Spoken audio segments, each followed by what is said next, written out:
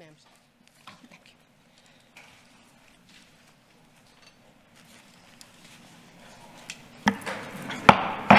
you. Okay, good morning, everyone. Thank you for joining us. This morning we're in a City Council workshop that's going to be discussing the budget for our police department, our fire department, and development services. Ms. Huerta, well, first I'd like to officially call the meeting to order, and Ms. Huerta, would you please call the roll? Mayor Paulette Guajardo. Present. Council members Roland Barrera. Here. Sylvia Campos is not here yet. Gil Hernandez. Here. Michael Hunter. Here. Jim Klein. Here. Mike Pesley. Everett Roy. Here. Dan Suckley. Here. City Manager Peter Zanoni. Present. City Attorney Miles Risley. Here. Mayor and Council, a quorum of the Council and the required charter officers are present to conduct the meeting. Okay, great. Mayor and Council, good morning. This is our fourth work session on the budget that the City Council has held. We're holding them each Thursday, beginning at 9, and the Council spending some time. Some of them are ending at 2. I think the schedule till 1. So we do appreciate the Council's diving into the budget. These are open to the public. We do want to thank Scott Leeton, the Corpus Christi Police Union President, for being here this morning. And we encourage our community to come visit us here at these meetings. There's one more remaining next Thursday for the council. Then we'll do the CIP budget, our hotel occupancy tax, and then we'll share with the council the amendments collected to date on the proposed budget. So next Thursday will be kind of the beginning of getting to the adoption process with the City Council. So this morning we have a very important part of our city operations that includes our public safety, police and fire, and then development services as well. Both chiefs and their teams are here. We're going to begin with police, and before we do, I just want to say that the past couple of days I spent time with our police officers and firefighters, as well as cadets in both departments, and we have great teams out there, undoubtedly, both in our police and fire. I've been telling them, and I think we all believe it, that we have the best police department and the best fire department in the state of Texas. Amen. And it's because of the people that are here leading them, and it's because of the young recruits that want to work for us, and it's because of the community's embracement of both operations. So we're thankful for that. We're grateful for that. It's great to be the city manager in a city where that exists, because it doesn't exist everywhere. So. Right. So we did release that third budget video as well, with a focus on police and fire. You can see a lot of great footage out there, a lot of great assets that we have. This city, with this mayor and city council support, are either building or rebuilding critical infrastructure for our public safety functions. That includes police training academies, police substations, and replacing aged fire stations across the city. And the city council is making that commitment to do so. So we thank you, and the teams thank you for that as well. So with that, we're going to have Chief Mike Markle come up, and he'll do the first presentation. You do have the PowerPoint in front of you. We'll show it on the screen as well. And then after Chief Markle will follow, we'll have Chief Brandon Wade, and then Development Services with Al Raymond. So Chief Markle. Thank you, Peter. Good morning, Chief Markle, Police Department. I'll be presenting the 2025 fiscal year budget, and welcome any questions that you might have.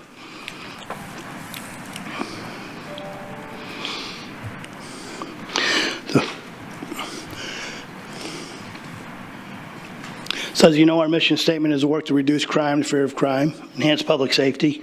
We do that through many dimensions, and I'll speak about all of those here in just a few slides. About the police department, we respond to well over 400,000 calls, probably closer to 460,000 calls a year. We investigate over 20,000 criminal offenses, and we participate through traffic enforcement and pedestrian safety through in over 100 events around the city, and we're happy to do so. Interacting with this community is our bread and butter. That's where the strength of a police department lies, is with its community. Our community outreach, just to name a few, is our Neighbors on Watch, our CC PAL, Police Athletic League, Operation Safe Return, which we just had a few weeks ago. We saw that we provided first day of school, the backpacks and haircuts and physicals and all those things to literally thousands of children in this community. It's a wonderful event. Red Ribbon Week is an anti-drug campaign that we participate in as we travel through our schools. National Night Out. Our mental health crisis unit is gaining traction. It's been a wonderful addition to our police department. You'll hear the sheriff say at any time he's got 25% occupancy of folks that shouldn't be there because they're suffering from some mental health illness. And we try to work ahead of time and intervene and keep track of those folks who are in need of service, rather than a revolving door of arresting them where they get right back out and it accomplishes literally nothing. Our bicycle patrol has been ramped up. Chief David Blackman, who's here with me today, has been overseeing the street crimes unit and the reintroduction of lots of bicycles. Even on the island, you'll see bicycle units riding around all throughout our neighborhoods. Our enduro units, our ATV units, they're very good interactive units with the public. Now we get a lot of positive feedback. Just to break down our police department a little bit, we are broken up into 3 primary bureaus. Our operations bureau is most of the folks you see wearing uniform. Those are some of those units there. Patrol division, gang unit, you know those. We have task force officers with the U.S. Marshal Task Force. Safe Streets is our FBI officers. DWI unit. Our ERU, which includes a SWAT team and all those kind of things, dive team, hostage negotiation team. We do a lot in patrol. It's not just respond to calls for service. Our Investigations Bureau has a lot to it also, many dimensions, not just investigating crime, but providing counseling service for families, victims of crime unit, victim of Violence Against Women's Act unit, walking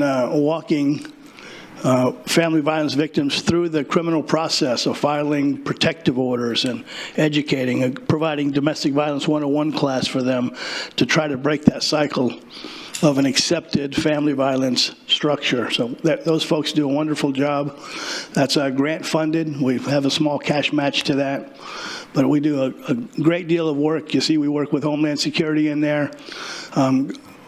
For example, Homeland Security works with us in our internet crimes against children. That's where we look for online predators, pedophiles, sex trafficking. We've made tremendous strides in that. You'll remember that we are the investigative agency that shut down Backpage.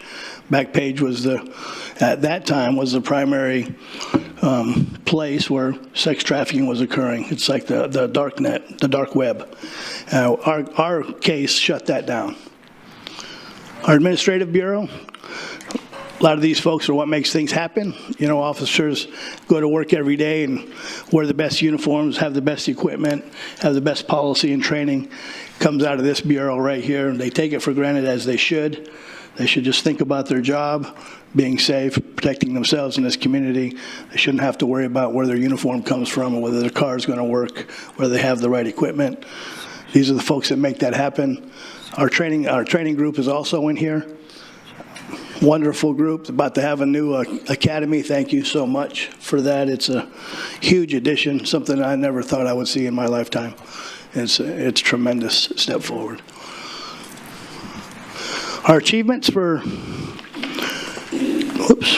sorry about that. Our achievements for 2024, we've added 55 police officers over the last 5 years.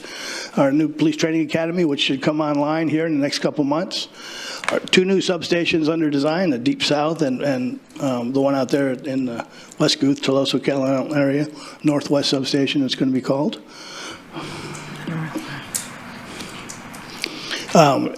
Our comprehensive drone program, Dave has taken that bull by the horns, and that has proven to be a game changer. When we can, we send out drones, which is a tremendous advantage of us ahead of time. These drones can interact with folks. They can provide oversight. They can let us know what's happening before we get there. They can search buildings, search houses, which rather than have an officer search and be put in precarious positions, dangerous positions, we often use drones. Flying drones we call the Roach. We throw them through a window and they drive around looking. It's pretty cool. Very cool, actually. And we have a full-time drone team, a drone officer and team members throughout. They're on patrol, but they are equipped with drones. And for example, We had a large group of documented gang members. Police officers show up, they scatter. We send one of our drones up, and it was able to track 12 individuals at the same time. So rather than us having to chase on foot, we said, well, here's one, here's one, here's one, and we just went and collected them. It's a huge advantage. It's a huge step forward, and strides in technology are making them even more advantageous to us. It's a great program, and I thank David for overseeing that. And Chief, you're working on you're testing the drones on the New Harbor Bridge as a quick assessment of what might be happening on the Already new bridge. used them? Yes, sir. Yeah. They're launching from the rooftop of the police station downtown. Mm-hmm. We had a call for a jumper up there. We sent the drone. The drone was there probably in less than a minute. Launched from and observed by the officer controlling the drone from the police station. We can find out where that individual is exactly on the superstructure. It's a huge benefit. Mm-hmm. It's a new world. It's coming here. The 2025 proposed police budget in the general fund is $87 million. Crime control is 11.9. MetroCom is 8.7. Grants funding stays the same, 2.4 for a total budget of $110 million. You'll see general fund increased by about $3.4 million. Most of that is related to contract pay wage change, which is increases your overtime rates and your benefits rates and those things. It cascades through.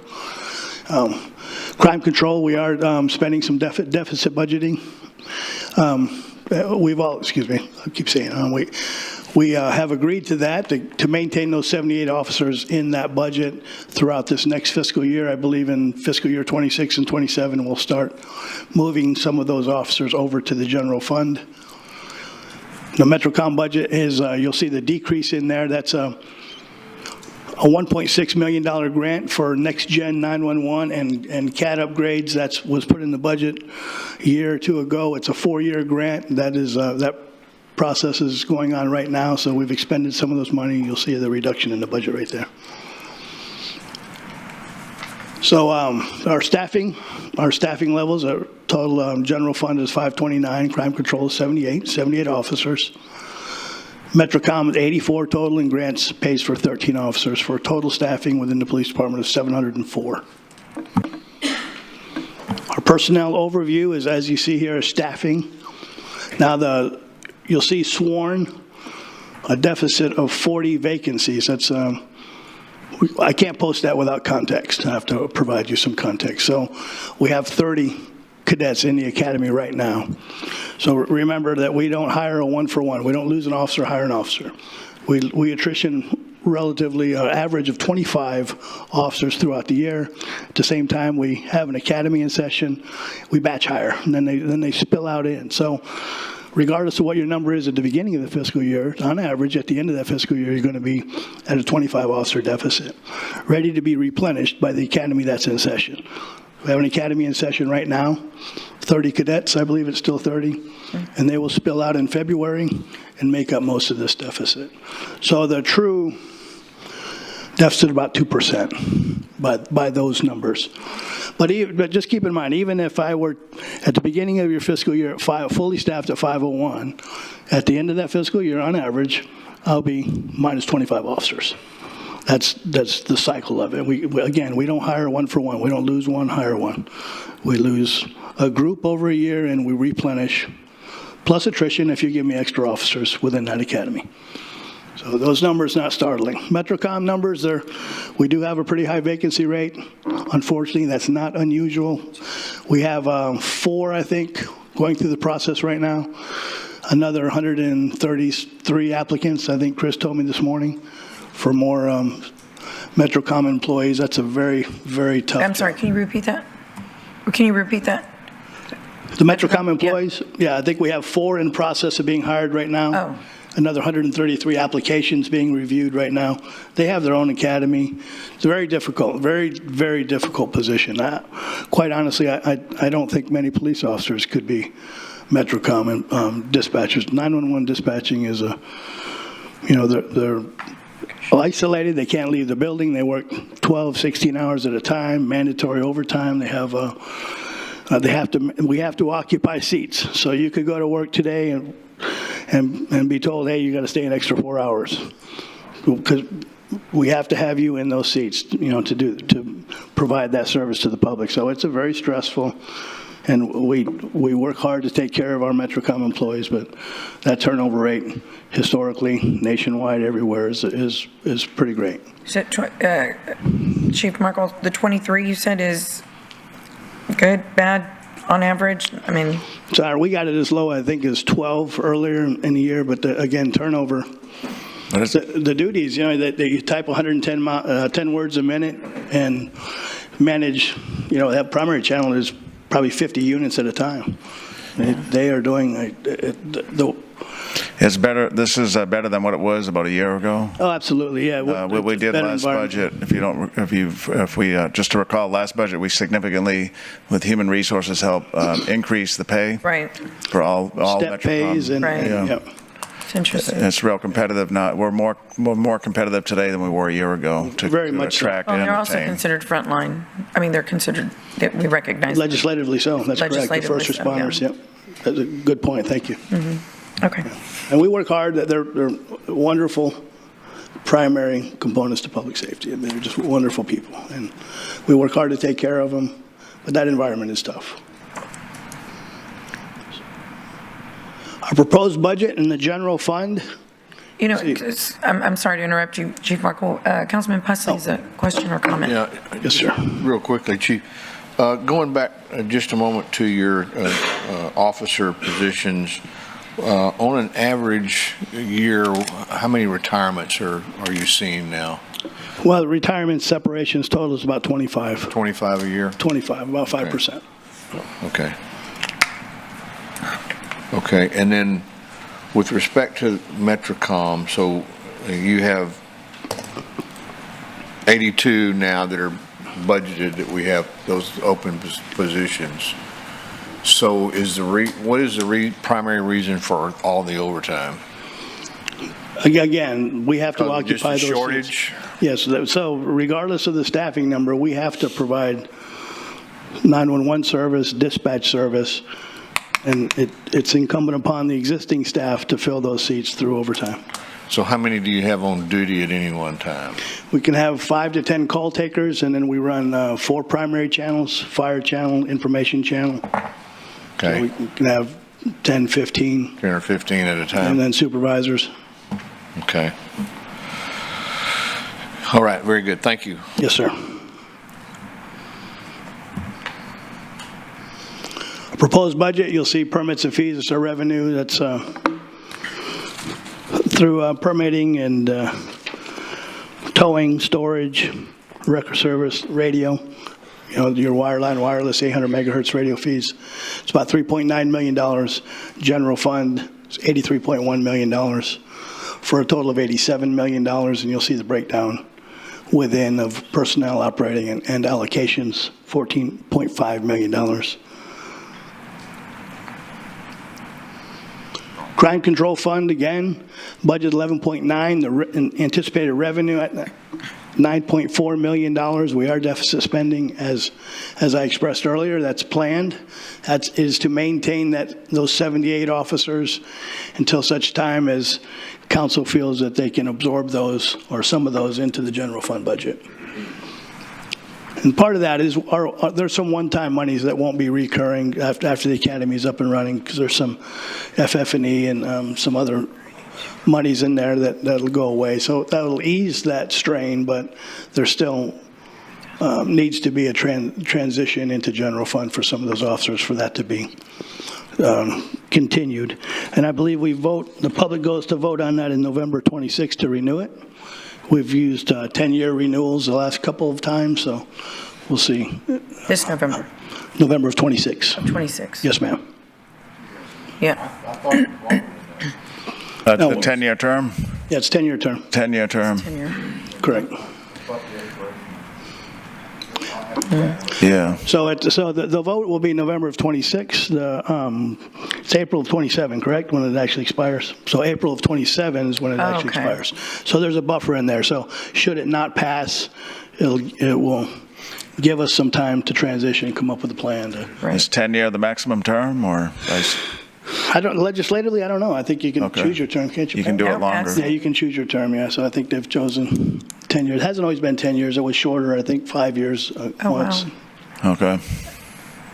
We can do a longer term if you want. Public has supported it. Next Yeah. time. Oh, yeah, it's real popular. Yes, sir. But we'll look for a longer term potentially the next time we renew it. Yeah, it'd be a good conversation to have. But, Yeah. And again, that's a 1/8 cent sales tax. Right. Metrocom fund budget, again, we share this with Nueces County. They pay 23% of that budget. You'll see the breakdown within their allocations, operating and personnel. So, we do generate some revenue, 911 revenue through wireline and wireless. So there's surcharges on your cell phone use that goes to 911, landlines, which have been decreasing, as you can imagine, over the last 20 years. But there is some revenue that comes in from that. Interlocal agreements, you'll see 1%. That is continuing. And by the way, county passed their budget for Metrocom yesterday. Right. So this will continue. Our mandate, new training academy at Del Mar South, which again, I am extremely excited about.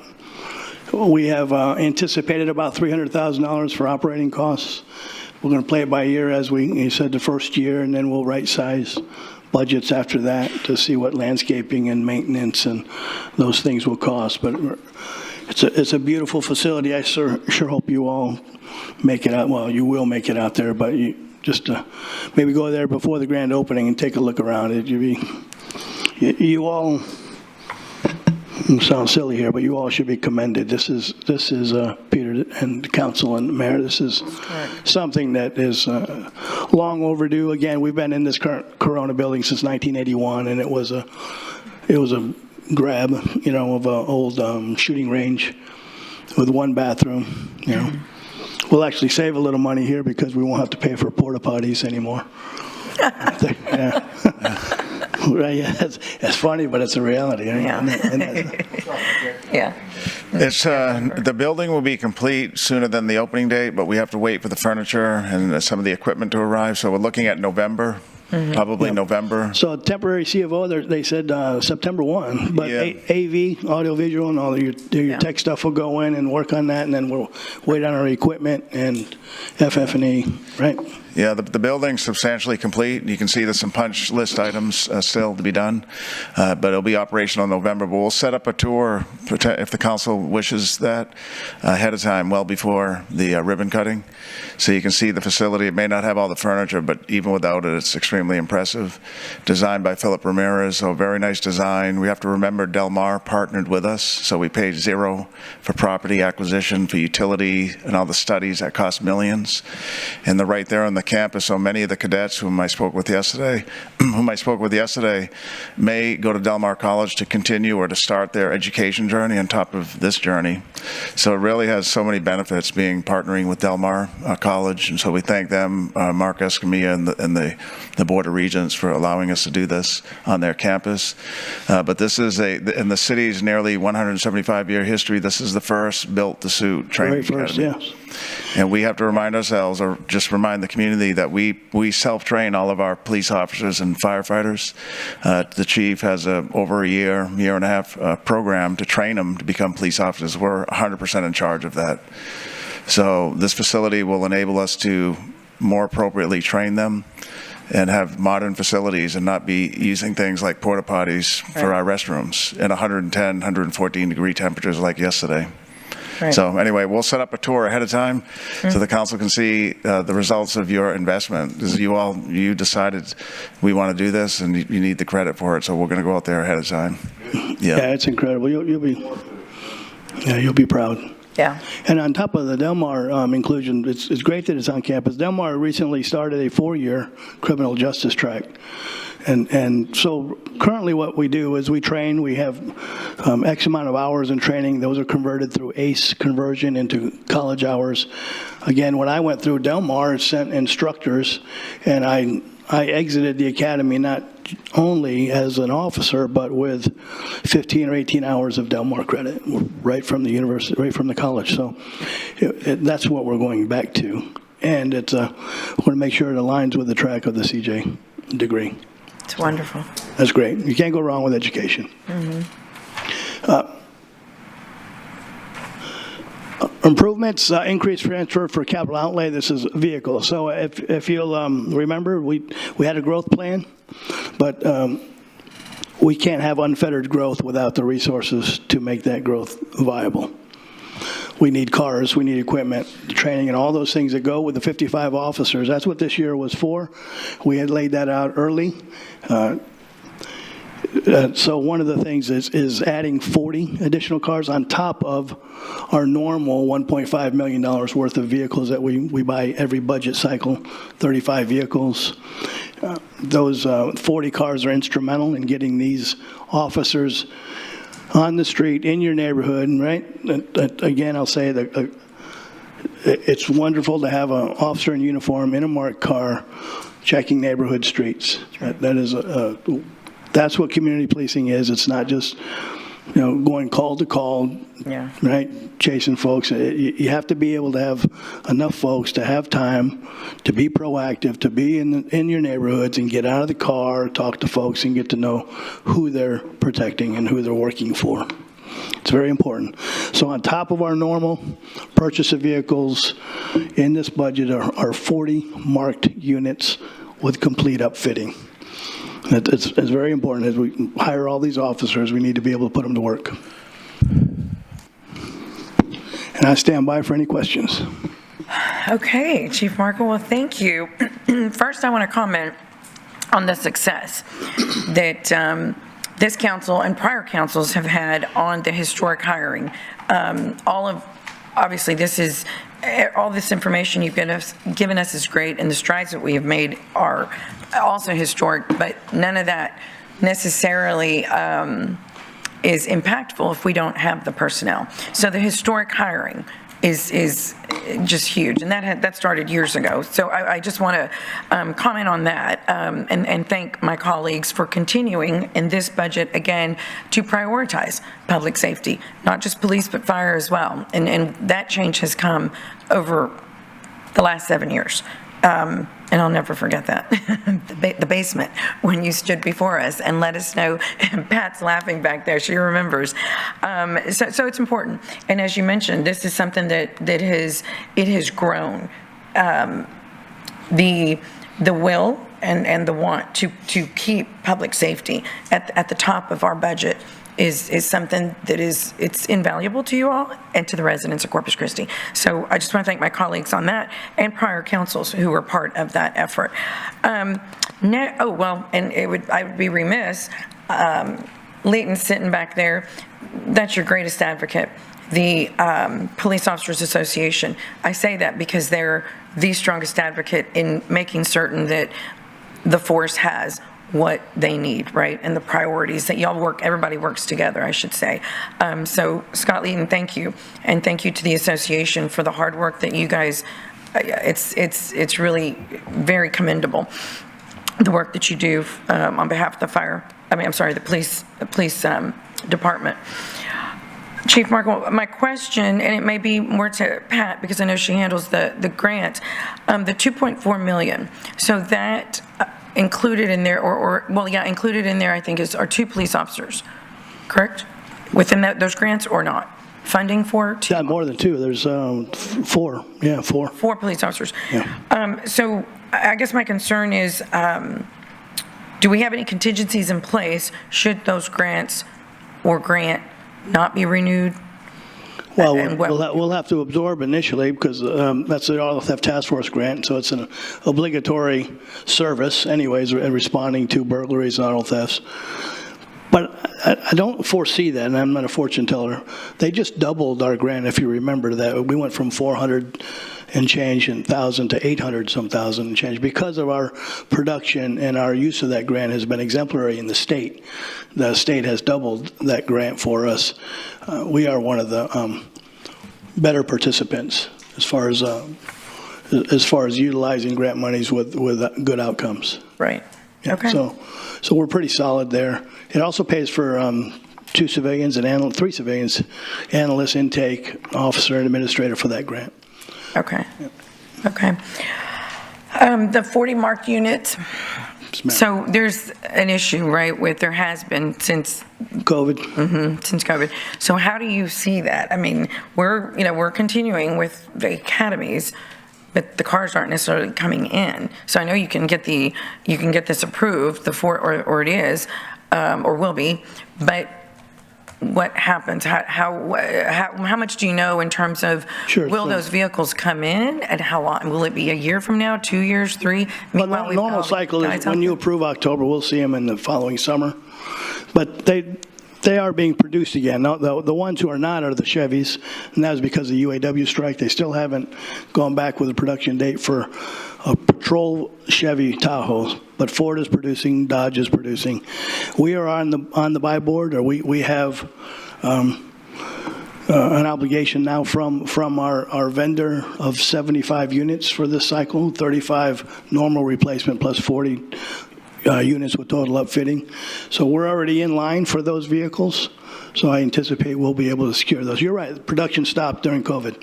And a lot of these vehicles are needed because we have to replace some that are way over mileage and the growth of the officers. So I anticipate these units will come in. We haven't been issued VINs yet, but that'll happen. So they run special production units, production times, much like cadets for vehicles. They produce them, they have heavy brakes, larger electrical systems to run equipment, right? They're called PPVs, Patrol Pursuit Vehicles. And those have been requested through Silsby. They've put us down for 75 vehicles, and I believe we're in a good position to receive those vehicles. So you should receive those more or less when? Do you know when? Well, when your budget goes into effect October 1, and then they'll be produced, they'll issue VINs, and then they'll produce those vehicles for us. Okay. And they should arrive sometime next early summer. Wow. Okay. Yeah, that's the normal cycle. That's not Yeah. COVID related. That's just how that works. So you are getting the vehicles, it's just not as quickly? No, it's not as quickly. Okay. And again, there's a backlog, right? 'Cause Right. during COVID, that stopped. Production of specialty items stopped. And We didn't- the yeah. concern is more cadets being put out on the streets without vehicles, and then I guess you double up. We double up, but your presence won't grow. You need them in vehicles. Okay. Yeah, we didn't get 1 year, the 1 year shipment they canceled. So we Right. say we had 40 ordered. They told us at the end of the production cycle, we can't fulfill your order, so you're not going to get the 40 vehicles. Yeah. But Chief's good in retaining some of the vehicles, so you're using some vehicles that are, they're not brand new, and they have some mileage on them, but Yeah, you're we've been working real hard to keep them going, and Yeah. What's the typical life of the vehicles before 3 years. is it 3 years or X amount of miles, or is it just 3 years? Or miles, depending on the condition of the vehicle, but on average, we want to replace 1/3 of our fleet every year. Our vehicles are hot seated, so they run 24 hours a day. Right. Yeah, so they wear quickly. So our 120,000 miles would be the benchmark, but we have some that are well over that. Okay. Okay. Well, if we've got some lights on, I'm going to go ahead and start calling on council members, but thank you, Chief Markle. Thank you. very Appreciate it. much. Councilman Pesley. Yeah, thank you, Mayor. Chief, do you carry I can't remember, I didn't bring my big budget book with me. Do you carry the cost of the detention center in your budget? No, sir. That's municipal court. That's municipal court, okay. It's in municipal court. So where are we on our detention center? Right, so we're making extreme progress, the most we've made in over the past year. So we'll be bringing to council, not this next meeting, but potentially the meeting after that, a new lease for property right across the street from the Development Services facility and fire headquarters on Leopard. Okay. And so it's the same place where we're going to recommend a council entering into a lease for our radio shop. Okay. We've had a lease with this entity for the last year for the radio shop, and we need to continue that. So we talked to the owner of the property who has invested in it significantly, and we said, if we do the detention center and the radio shop renewal, will you give us a better price on both? And he said yes, and so we'll be bringing that to City Council. We need to vacate this property up here. It's pretty much absent at this point. It's really not the best I situation. understand they're going to close the building here before. Yeah, they stopped all maintenance about 4 weeks ago. We shouldn't have been put in this situation, but we're in it now. And so it'll take a little bit of time to get the new facility built out to suit. Okay. But we're looking at buying some pre-manufactured holding cells, if you will, and that'll cut down on some of the construction time. But we've worked pretty quickly to get this new lease negotiated, and like I said, it'll be coming to council in the next 2 meetings or so. Okay. So since it's across the street from Al, we can just put Al in charge of the detention center. Well, Yeah, there you go, Al. he's not paying attention. Either Al or Tracy. Okay, well, that's good news. Yes. I heard through some business acquaintance that the building over there they're about to close the doors. Yes. Okay. Chief, I want to talk to you just a moment about the crime control district and the funding there with, currently you get 1/8 cent. Is that correct for the crime control? That's correct, 1/8 cent sales tax. So, and that typically earns about $9 million or so a year, plus or minus. But with the cost of everything that goes up, especially with respect to personnel, and you're furnishing how many officers out of 78. that? 78 officers. 78 of the lowest beginning officers, lowest pay, so we're Okay. pulling as few funds as possible on that. Okay. So, Peter, have we done any projections about, on a go-forward basis or 3 or 4 year look forward about whether or not the funding from that 1/8 cent is going to continue to cover the cost of providing 78 officers? We know it will not. Right now, as the chief mentioned, we're deficit spending. This fund, like many funds, had an extreme fund balance. Yep. So we're deliberately drawing down the fund balance. We added additional police officers in this fund to do that. Okay. But we also, when we did that, we also had the plan to move them over on a 2 to 3 year time frame to the general fund. And so next year we'll carry them all in this fund in the crime control, and then the year after we're going to begin to migrate some of those to the general fund, so that the revenues that come into the crime control district will pay for exactly those officers that are in that fund. So the deficit spending by design won't continue anymore. Okay, so Yes, sir. the level of staffing that this carries may go down in the future. It will go down, not may, it will, because right now we're spending more than what comes in annually by design. Yeah. Because it was a $4 million, it was a pretty big fund balance, and we talked to the chief and the council about, it doesn't make sense to be sitting on millions when we need more police officers. Sure. So we added them there, knowing that we're gonna have to financially plan to migrate a certain number to the general fund. Okay. Yes, sir. Okay. Okay, very good. That's all I had right now, Chief. Thank you very much. Thank you, Councilman. Yeah, you bet. Councilman Klein. Thank you, Mayor. Thanks, Chief. Thanks for the presentation. I had just a couple very, I guess I think might be minor questions, but I just was looking over the budget and I saw some numbers moved, and I just wanted some explanation as to why some of these numbers moved. Yes, sir. The numbers are kind of small overall, but looking at, this is on the revenue side of the budget, the police subpoenas, we had an estimate for this year now of 18,000, but for the proposed budget now going down to just 9,000 or 9,400. Are we expecting?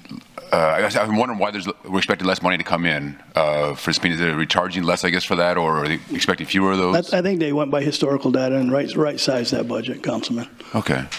All right. Remember, the marshals aren't here. There's probably fewer subpoenas being served. Right. So that budget probably shrunk. Just Okay. due to right sizing. All right, and the only other question I had, this is on the following page, on page 86, on the expenditure side, capital expense, I saw a pretty significant movement there as well. Estimated from 23-24 was 22.1 million, and it's going to proposed budget now is 1.2 million.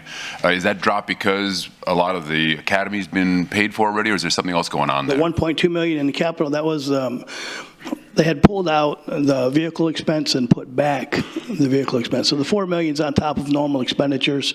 So that 1.2 was, it was a replacement to cover our normal expenditure of vehicles, so. Okay. So it's not unusual. It's been in the budget. Actually, it's been in the budget at 1.45. I think it's 1.2 this year. It was just proposed to move them all together, and they moved the 1.2 back into the regular capital budget. Okay. So it's not new. It's actually less than the previous year. Yeah. And then on top of that is the $4 million for the 40 complete vehicles with upfitting. Okay. Okay, great. That's all I had. Thank you. Yes, sir. Thank you. Councilman Hernandez.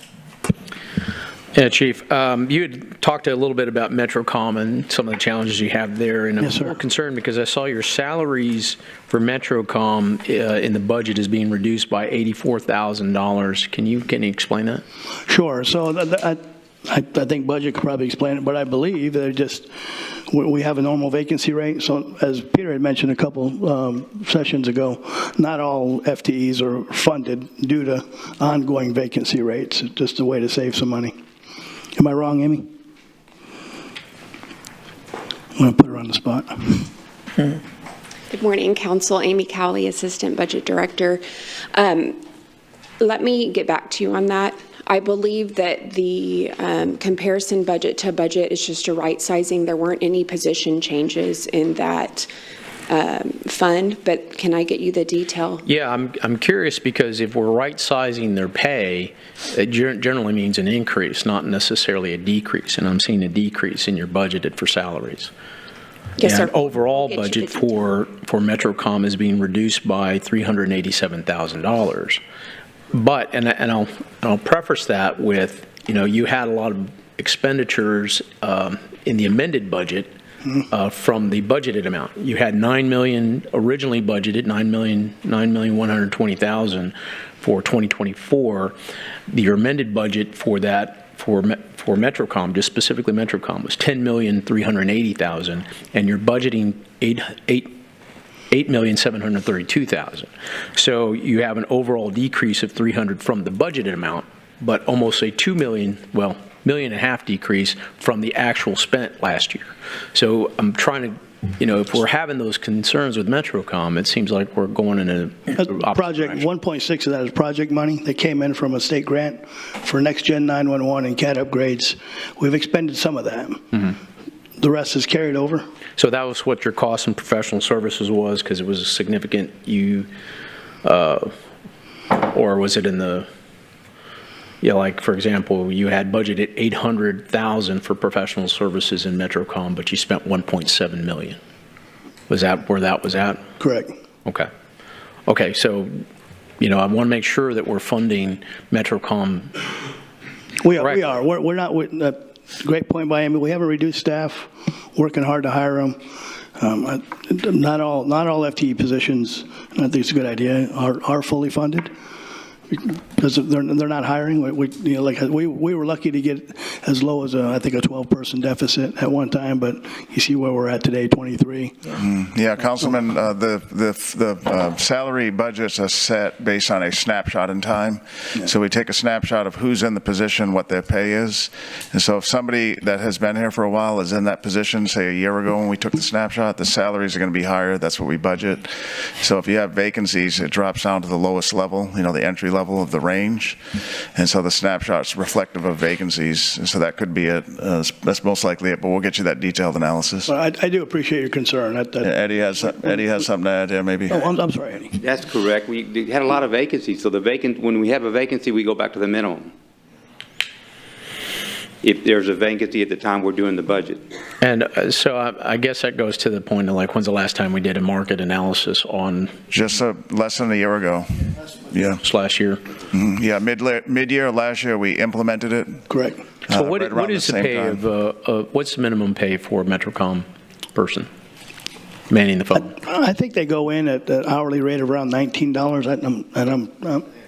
Is that right? Yeah. It's around $19, and it goes up to around 25 or 26 as they go through their steps. Okay. Is that and then Michael, is that the operation where we're doing other incentives to keep them here, like providing lunch for them? So we provide lunch for all MetroCom. Correct. As a way to incentivize them to keep this job. They can't leave the building. Remember, they're stuck. They can't leave the building. We have a breakout room for them to go and unwind, but they get 15-minute allotment breaks. So it's a difficult environment. Yeah, so we buy them lunch every day, all the MetroCom people, as a way to keep them here on site. Okay. All right. Give me back on that information. You have a couple of other items in here for your.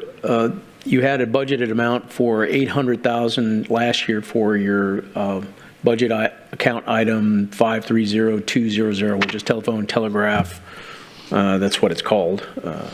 Yep. And you spent $1,067,000, and now you're budgeting $425,000. Can you kind of explain that? I'm gonna have to, I think wireline went down, which always affects that budget for right sizing. The expenditures on the 800,000, I want to say that's a project, but Right, it was originally budgeted in 2024 for $800,000. You ended up spending $1,067,000, and now you're budgeting $425,000. So I just, anytime you have a large gap in Sure, terms yeah. of expenditures or revenue, it kind of raises a flag. So I was trying to figure out what that was exactly for. I might have to get back with you on that, Council. Okay. Councilman. I know I haven't, but let me get back with you on that if you don't mind. Okay, you also have a budgeted item of $100,000 in reserve appropriations. What exactly is that for? Reserve appropriations.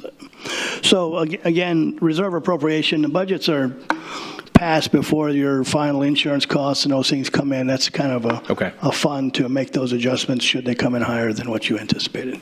All right, last question. You have $1.3 million for professional services at your vehicle pound operations, and that's consistent, but I want to have some understanding of what exactly you're spending that for over at your vehicle pound operations. Well, we maintain those vehicles, we protect those, we move those vehicles around, we have a wrecker in there, there's administrative That's for wrecker service? Well, the wrecker service is a pass-through, that's your wrecker companies through contract drop-off, but we do have our own wrecker, we have to move those vehicles around. It's an operational center within itself. Okay. All right, thank you, Chief. Thank you. Appreciate it. Councilman Roy. Thank you. Chief, good presentation. One of the things I was thinking about is that, I know we talked about this in the past, is that the services that you provide and this new academy, number one, when you look at, I'm going to make sure I pronounce these departments right, or, the bomb squad and your special operations and things of that nature. I know we didn't touch a lot on that, but as far as when we look at this budget and we're talking about vehicles and assets, do you see any change in that as far as an increase in the future? Are those vehicles harder to get a hold of? What's going on in that department? Because I know that you service more than just the city. So you really take care of South Texas, right? That's correct. Related to these Bomb items. squads, 22 counties, special operations, 12, 13 counties, port on Gulf waters, do the military EOD work for them. Yeah. So we do a lot for this area. So for vehicles, it's tough. So I think last year we were looking for some F-450s. We have some pretty large trailers to drag around with our equipment. They weren't being produced. I think we got 1 out of 5 that we ordered. So there's still some strain on that side of it. We're working through it. Do you see any impact or any significant changes in terms of when it comes to South Texas and the border? Is there anything that, as a city, that we see, maybe an influx, or if there's activity or whatever the case is, does that spill over and affect our city? It does. Not so much the migration issue, because we're not in line. We're lucky that we're an outpost. But as far as drugs, fentanyl, weapons, those weapons going out, fentanyl, dope, drugs, drug money coming down our way. That's you'll see some Border Star and our other grants that we utilize. Yeah, I was thinking in lines also of like child trafficking and things. Child trafficking, again, ICAC unit, we work hand in hand with Homeland Security. I've had some constituents ask me about, they feel, that there's an increase in violent crimes in our city. Statistically, are we? Statistically, no. I know it doesn't feel that way. Our numbers are actually dropping or steady. There is a shift within those numbers, though, and that is to the youth. The perpetrator shift is that the offender is younger. Guns are involved more, and it's something that we're working hard on. Thankfully, A federal law has been introduced and that's passed, and that's sort of straw purchasing prosecution, which we've been working on. We've been working along with the county attorney and the juvenile justice system to try to recognize and curtail some of that.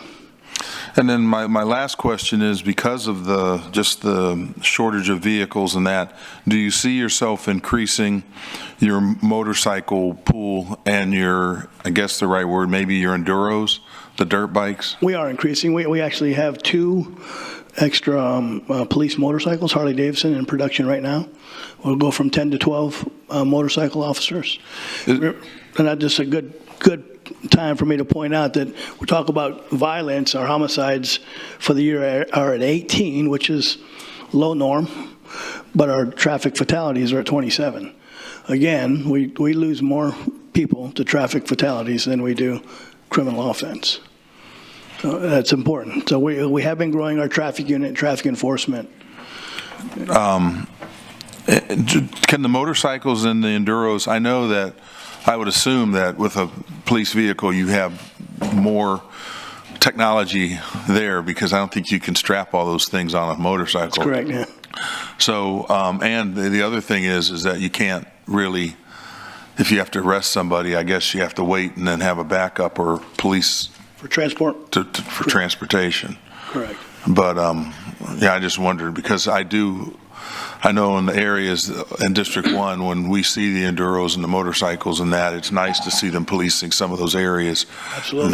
that I've been concerned about, and some of that I hear more frequently in terms of crimes. So we're growing that unit. I agree that, motorcycles and enduros are nimble. They can get around. They can move off the side of the road, be less visible, and do better enforcement, conduct better enforcement activity. So we've invested in that.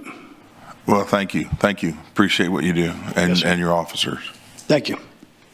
Chief Markle, to kind of piggyback on the crime, we do have a lot of people in different areas of town that feel like crime's increasing, and no one really knows. It's different, right? We don't know. So I guess we do know, you're telling us, but for the public, do we put this out? Is it on a website where people can go look and see, these are our crime stats? And the other thing you answered is what is our greatest challenge, right? There has to be for every city. Sure. What is kind of, trending more so, or maybe it is the same across, different states or country, I don't know, but you said youth crime.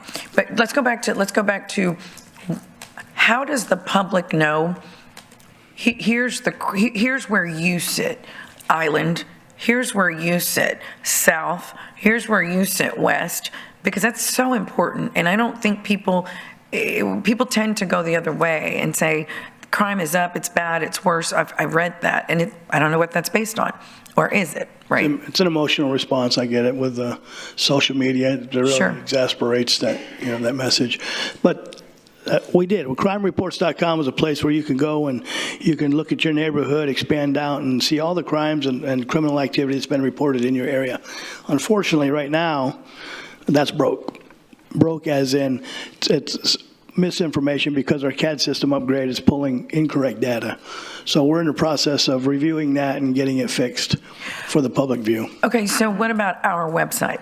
So our website, on the city website. Our website, that's where that link was on our website. It pulls directly from our CAD, our data, but the data that it was reporting was duplicated and it was inaccurate. And we have to fix that, which is what we're looking at right now. So who's fixing that? Is that a IT, PD? It's a contractual issue that we go and contract. Because it's on the city website, correct? It's a link on the city website. Right, under PD. With a service company that pulls that data directly from our CAD system and provides it to you in a GIS format where you can choose your area that you're interested in, whole city, your neighborhood, your street, however you want to do it. That's the only way, though, to get it?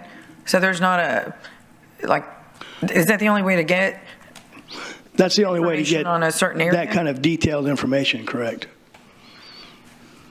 So I guess what I'm saying is, that's by area. So is there And I don't know, maybe I'm asking more, is it best practice to put some numbers on our website that says, you know, by the month or something, here are our stats for the city.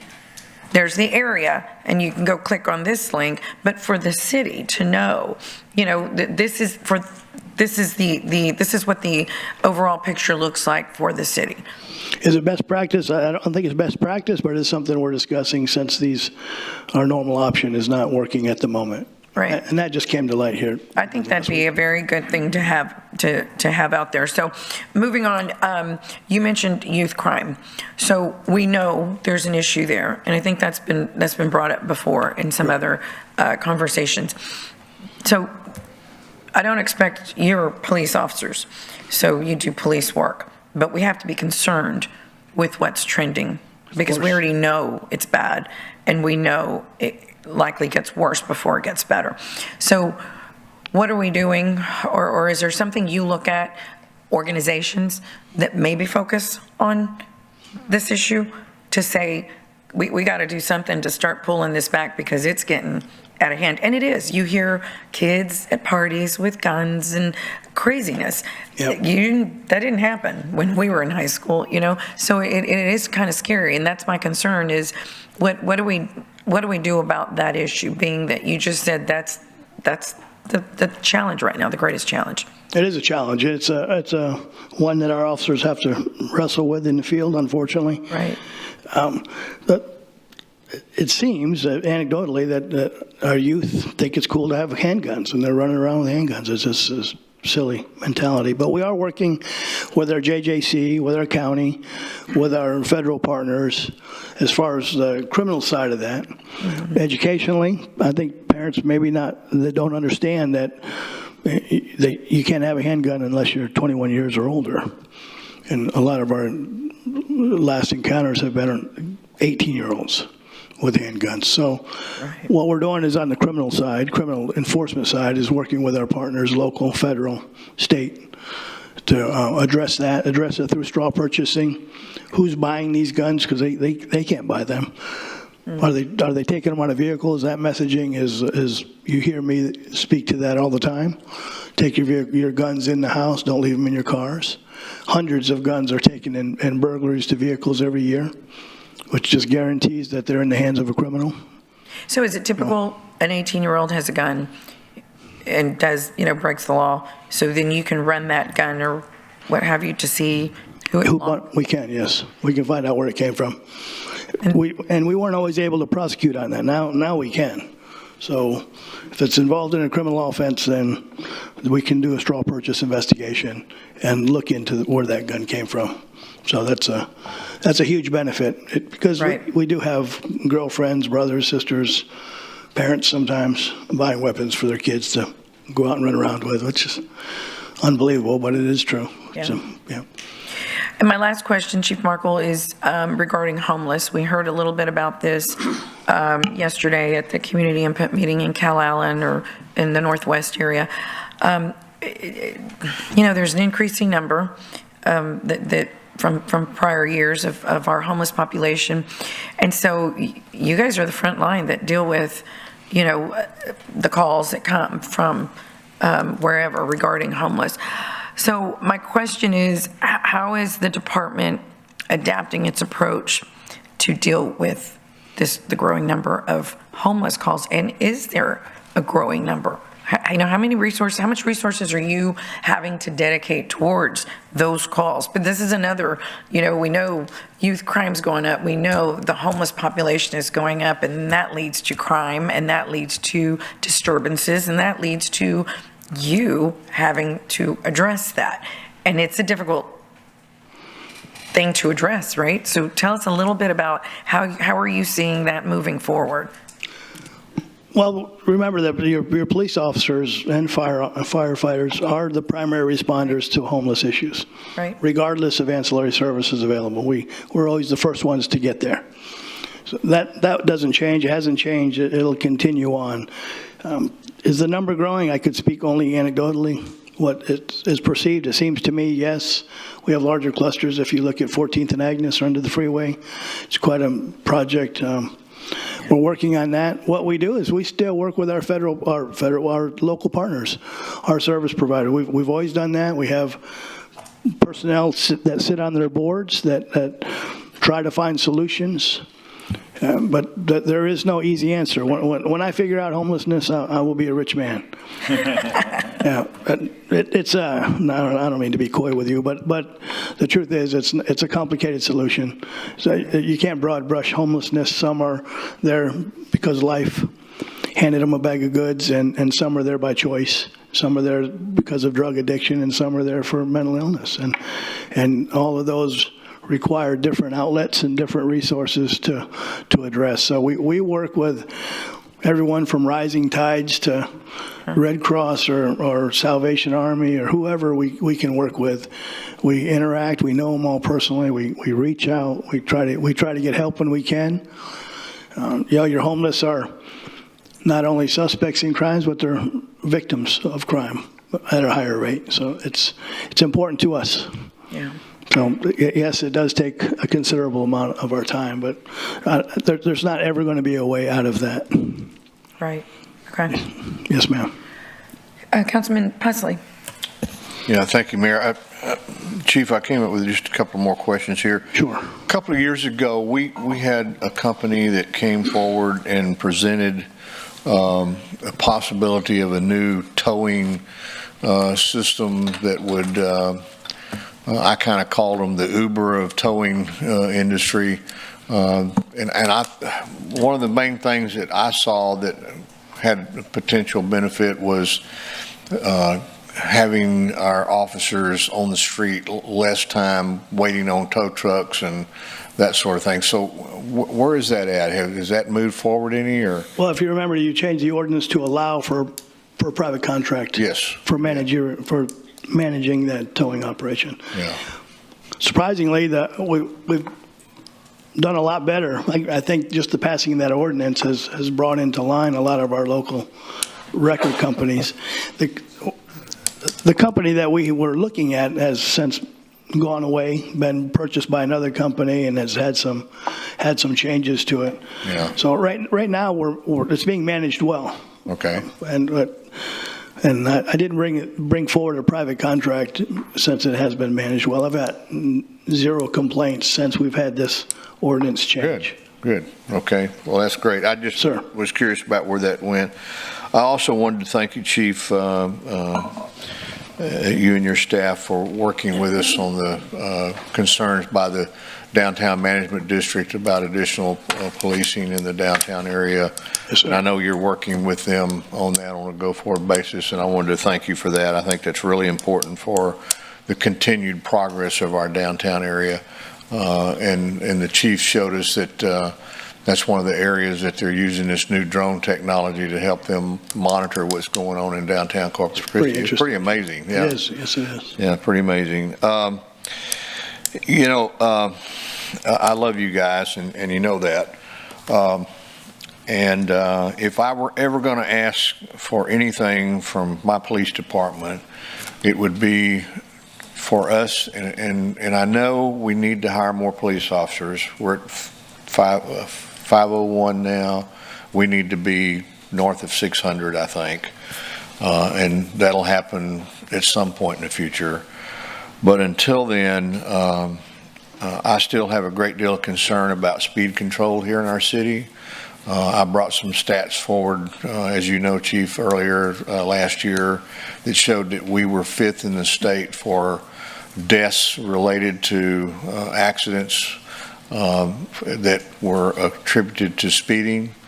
And so on a go-forward basis, I would just ask that whatever we can do to make that, and whatever this council can do to help you make that something that we can spend more time on and dedicate more officer hours to, I would really appreciate. Yes, sir. And as Councilman Roy brought up, we are adding staff to our traffic enforcement division.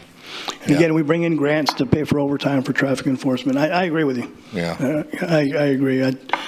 I beat my chest all the time on fatality accidents being the #1 way to lose your life in this city. I mean, that's the Yeah, we should have a goal every year of trying to reduce that number through what we do in speed control. And I know you guys do a great job, and Scott showed me an example one time of a typical police officer's day and what his screen looks like on an average, daytime. It's full from the time he gets in the car to the time he gets out, so he or she.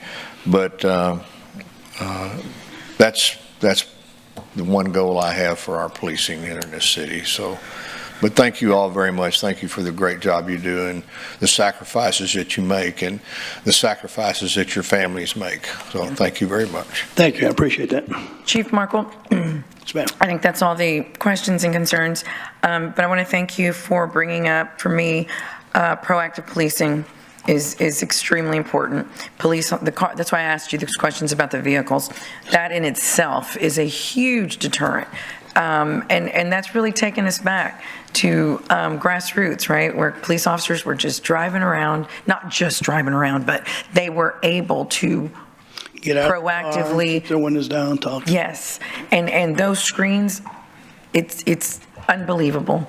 Those screens in the vehicles, any day of the week, but especially on a weekend, they're constantly chasing. I mean, they have to. The calls are just, they're constantly going on one call after another. And so I say that because the efforts that we have made together, right, multiple councils now, they are making a difference, but they are absolutely needed. The community can't see those little screens. I wish they could. You need to bring that one day maybe and show us how, those screens just are constantly going on a Friday or Saturday night, especially.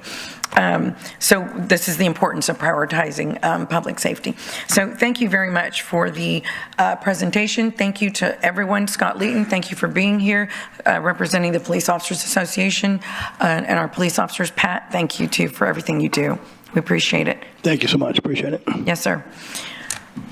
Thank you, Chief. We're going to have Chief Wade come up now. It's presentations following in your presentation packet.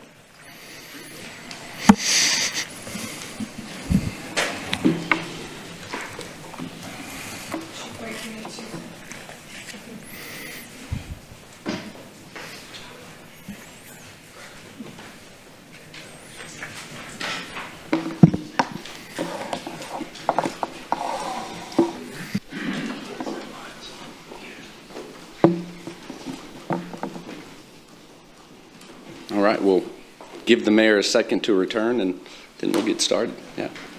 She's just getting something to drink.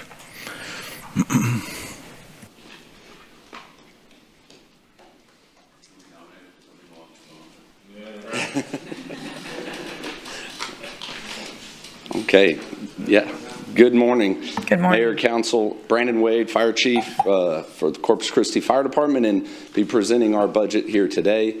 Again, I want to thank you, just like the Police Department and Chief Markle said, for your support, past support, continued support for public safety, specifically also for the Fire Department. It does not go unnoticed, and not just with me or my staff, but as I visit the fire stations out there, I can say it is not always something you hear in fire stations around the country where they are praising the city management and the staff, without being prompted. So your work does not go unnoticed amongst the membership. So thank you for what you do. Also with this budget, I'd like to thank my staff and of course the staff with the budget office. They've put a lot of time and effort in. And with that, we will get rolling here. So the mission statement of the fire department is the prevention of fire and suppression of unwanted fires, the protection of life and property due to fire, explosion, natural or man-made disasters, and to provide emergency medical services. That's a big part of what we do every day, is that EMS side of the house as well. Our department, we have 18 fire stations. With that, we operate 22 frontline apparatus. Those are our engine pumpers that you see, also the aerial ladder trucks, and 2 of our specialty units, our hazmat unit and also our heavy rescue unit. And then we also have 4 battalion chiefs on duty out in the field as well. We have 14 frontline medic units that are constantly running all day long.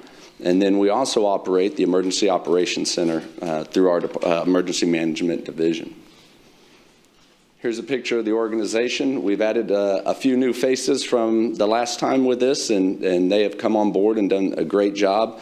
With our business manager, John Juarez, coming over, we were able to hire the emergency management coordinator with Jace Johnson. And Chief Bellew is also the newest addition as the assistant chiefs on the team, and proud to have him there as well. Our 2024 achievements, through the last budget year, we added 2 civilian positions. One of those was in the emergency management division, which as a coastal city and the threats and the risks that come with it is, we added a full-time position in there. We also added a EMS billing supervisor that has come on board and really helped us streamline the EMS billing again, which is about 75% of what we do. And we wanted to put a little more focus on that to ensure that we were recurring the costs that we're spending, and also to make sure that the people that we're serving has the best experience as well when they have questions, comments, and concerns about EMS billing. We also added 9 firefighter positions, and those positions came in, and we currently have the class that those are added in the cadet class currently. We've purchased 3 medic units. 1 fire pumper. Those are long delays, just like the police department is experiencing with squad cars. We're experiencing the same delays in the fire and EMS side of the house. We expect the medic units to be here sometime in 2025, maybe about the end of the summer. The fire engine, maybe by the end of 2025. We're currently seeing an over a year wait time for medics, sometimes 18 months. And for fire apparatus, can be up to 2 years to get a fire truck in once you put the order in. So it's important that we continue to keep our fleet up, because you just get in line behind all the other departments across the country, not just in the state. We also purchased a Type 7 brush truck, and what that is the ATV, and we put a pump, small pump, and a water tank on it. This has been highly useful for the brush fires, grass fires out in the dunes. It gets into places that the traditional pickup truck type brush truck can't get to. The Type 7 brush truck has already been put in play, has been used on several incidents, and we're getting great feedback from the field of utilizing that to stop the grass and brush fires. We've graduated cadet class 45 this past summer. Many of you were in attendance there. That's a big achievement as we bring the new hires out and get them into the field. And then we've also had the groundbreaking of Fire Station 3, which is looking great off Morgan. The superstructure is kind of going up. We're not quite to the roof and the walls yet, but we have brick up. We have the steel structure going up. We were there just the other day, just yesterday, and the facility's coming along great. It is replacing a fire station that is over 70 years old. And times have changed, and, instead of just having an open dorm, we have men and women in the fire department now, being able to give them good living quarters, sleeping quarters, rest areas, the office work, and actually to have apparatus bays that fit the fire trucks that are modern apparatus. This is a long time coming, and we thank you for your support with that.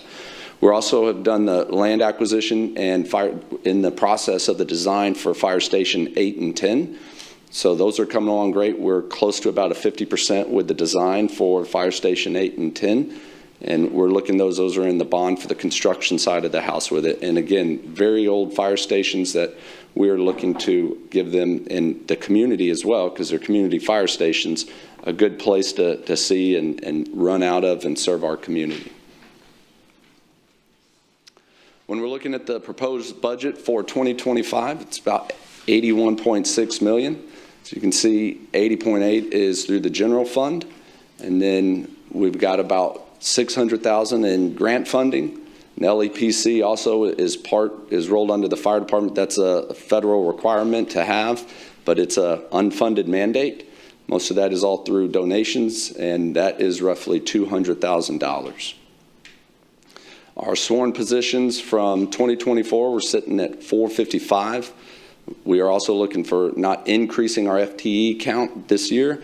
So for fiscal year 25, we're looking at 455 as well, and maintaining the same 17 civilian positions for a total of 472 positions.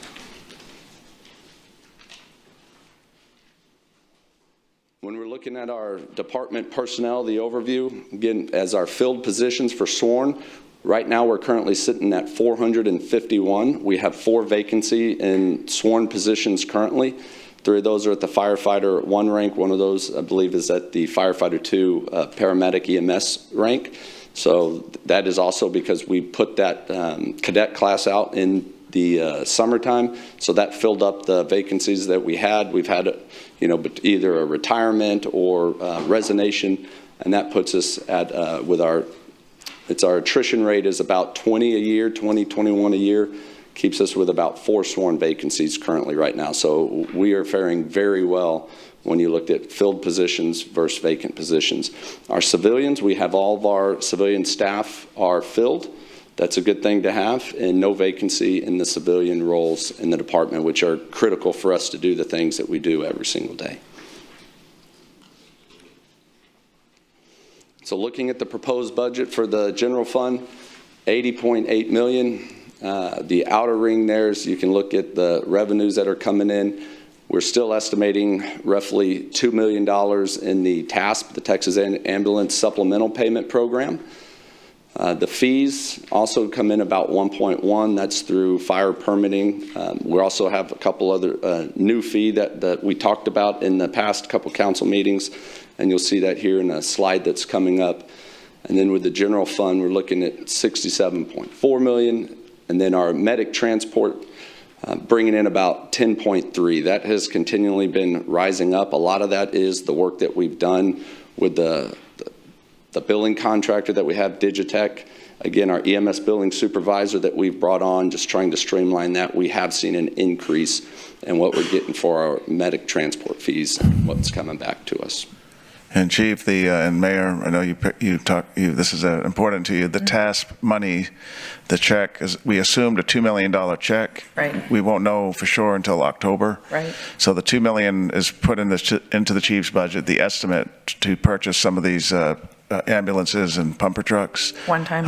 One time. However, if it comes in higher, then we will recommend with the Chief's recommendation for it only to be spent on fire equipment. Right, well, I was just going to say, didn't we already establish that, though? Yeah. But I believe it was a couple months ago we put that in. No, I mean like a couple of years ago. A couple of years ago, but we worked on something since I've been here that ensured that the overage stayed with the fire department, I think in our financial policy. It's probably in our financial policies. And that's what we thought, well, I mean, yes, and it absolutely should, and I think that was, it was talked about when this all initiated years ago. Yes. But yeah, I think it's the will that you found the grant, or the department did, and it needs to stay with the needs of the fire department. That's right. Great. Yes, ma'am. And let me ask, you mentioned, I also recall, gosh, it was years ago when we changed the company that the billing. Mm-hmm. And so how long has it been? Do you remember, Peter? Do you know? It's been just a couple of years, I think 2 years maybe. We're on 2 or more? Yeah, maybe more than that. A few years. 4? Okay. I was going to say it's been at least, it's been a long time. But so this has this was a good switch. It's a good switch. They've been doing a better job then. Yes, good switch, absolutely. Okay. So that they've been in line, and again, we work very closely with them, and it's everything from working for what they collect to trying to get the money before it goes to collections. Right. And they've done a good job out of that, Digitech has. So. Good, okay, Yes. Thank you. Councilman Suckley. Thank you, Mayor. Real quick, back to the slide. You don't need to change it, but the one on personnel, where you've got the 4 vacant sworn positions. I think we talked about it last year, but there'd been talk in the community about, how we have a great academy and do robust training, and they come out with the paramedic certification, and then they end up leaving a lot of them to Sugar Land or wherever, where they can go make whatever, 10, 15, 20% more. Have we sort of, now that we've continued to increase benefits and compensation, do we feel good that we're not losing those anymore like we were? So far, yes, is what I would see. So in the past years, what we've seen with folks that are leaving with less than 5 years, we have seen in 2022, we had 9 personnel leave that were under 5 years. In 2023, we had 8 leave that were under 5 years. This year, we've only had 4. Wow. Great. So I think that there's a number of things that go to it for, the support. Again, as you start seeing the support and there's good morale, it's a place they want to stay. It's not always about, the money. Mm-hmm. That has a big part of it for their family, we understand. But I think as, firefighters and public safety see the support, get good contracts, and they see the trajectory that we're going, that's where you start seeing them stay. So this is a good number that we're seeing this year, and we definitely want to keep it at that low. And you'll always have some, but we've got it half right now of what it was last time. Great, thank you. You were prepared for that question, obviously. Thank you. Try to be. Yeah, okay. And then if we look at kind of the bullseye, I think we talked about the personnel cost, or roughly 75% of our budget. Our operating is about $10.2 million. And then the capital there is for the fire trucks, ambulances that we're looking to purchase, and then allocations that pass through us and go to, IT and whatnot. For the LEPC, it's a pretty straightforward budget. We have one person and then a temporary person in that position, and they do very well keeping up with our business and industry partners. Again, it's part of the federal mandate that is the Right to Know Act for the civilians. So most of the stuff that all comes through, I should say all of it, is through the donations. And that's how LEPCs operate around the country. We have a very strong LEPC, and every time somebody new comes in and they see the number of people that are in attendance from the industry that take part of it and contribute, they are amazed at what is here. Not all places have it. So we're very proud of our LEPC, the work they do going out. They do shelter-in-place kits for schools, for the community, and hand that stuff out and put things together and help with safe digging. So they're involved in a lot, and we're very proud of them to be there. And again, one personnel and then a temporary personnel, and they do a great job. We're proud of them. When we look at some of the fees that we've adjusted this year, this was a slide where we want to show you some of the updates. We've made some updates in the fire prevention office. We have 2 new fees that are going to be coming in. One of them is a fire final inspection that we had not done before. It's pretty commonplace in most cities to have a fire final inspection. We have to have an officer go out there, or one of our fire marshal staff, for the fire final. So we're adding that into the fee schedule at $75 for that. We've updated some of the other ones. In the past, there were some recommendations that just didn't happen. This year, we're putting those in. Most of those are about $50 that we're adding to it. Again, as salaries go up and the cost and time, depending on the size of the building, we've added those into there. We also have another new fee, which is the mobile food trailers.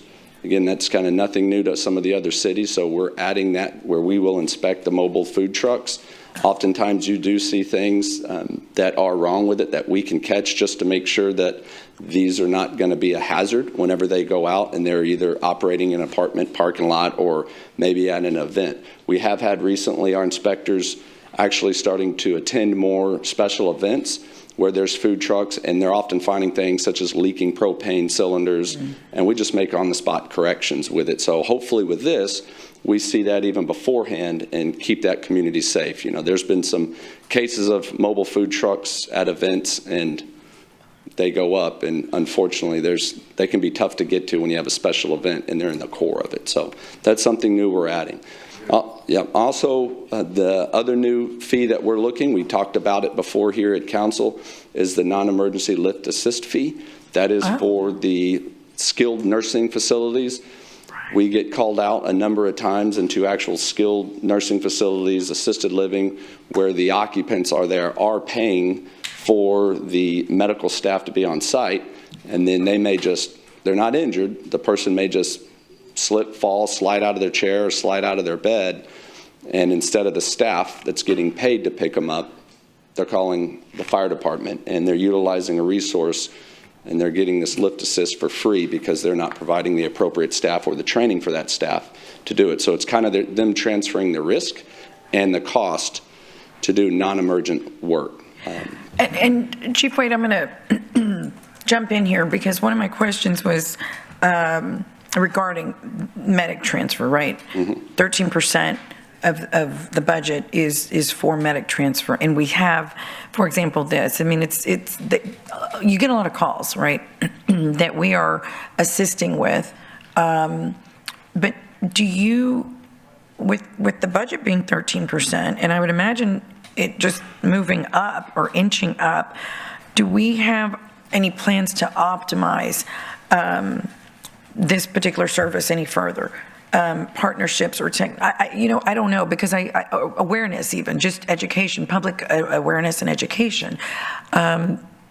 Because if these calls continue to go up, even if there is a fee, Sure. It's kind of taken resources, or could take resources away from an actual fire per se. But how do you see that? So something like this, one, there is an education piece, and as we go forward and look for this approved, we want to be able to go out there and let these facilities know that and have an education piece.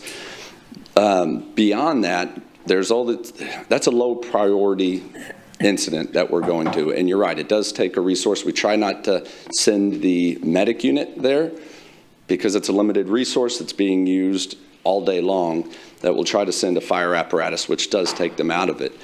However, I think part of the education piece that we need to do with them, also there's other things that we can do that other cities are utilizing for low acuity medical calls, but it's happening out of the dispatch center. So that's something that I briefly spoke with Deputy City Manager Rodriguez about, that there may be some avenues where we can solve the problem without sending something with lights and sirens.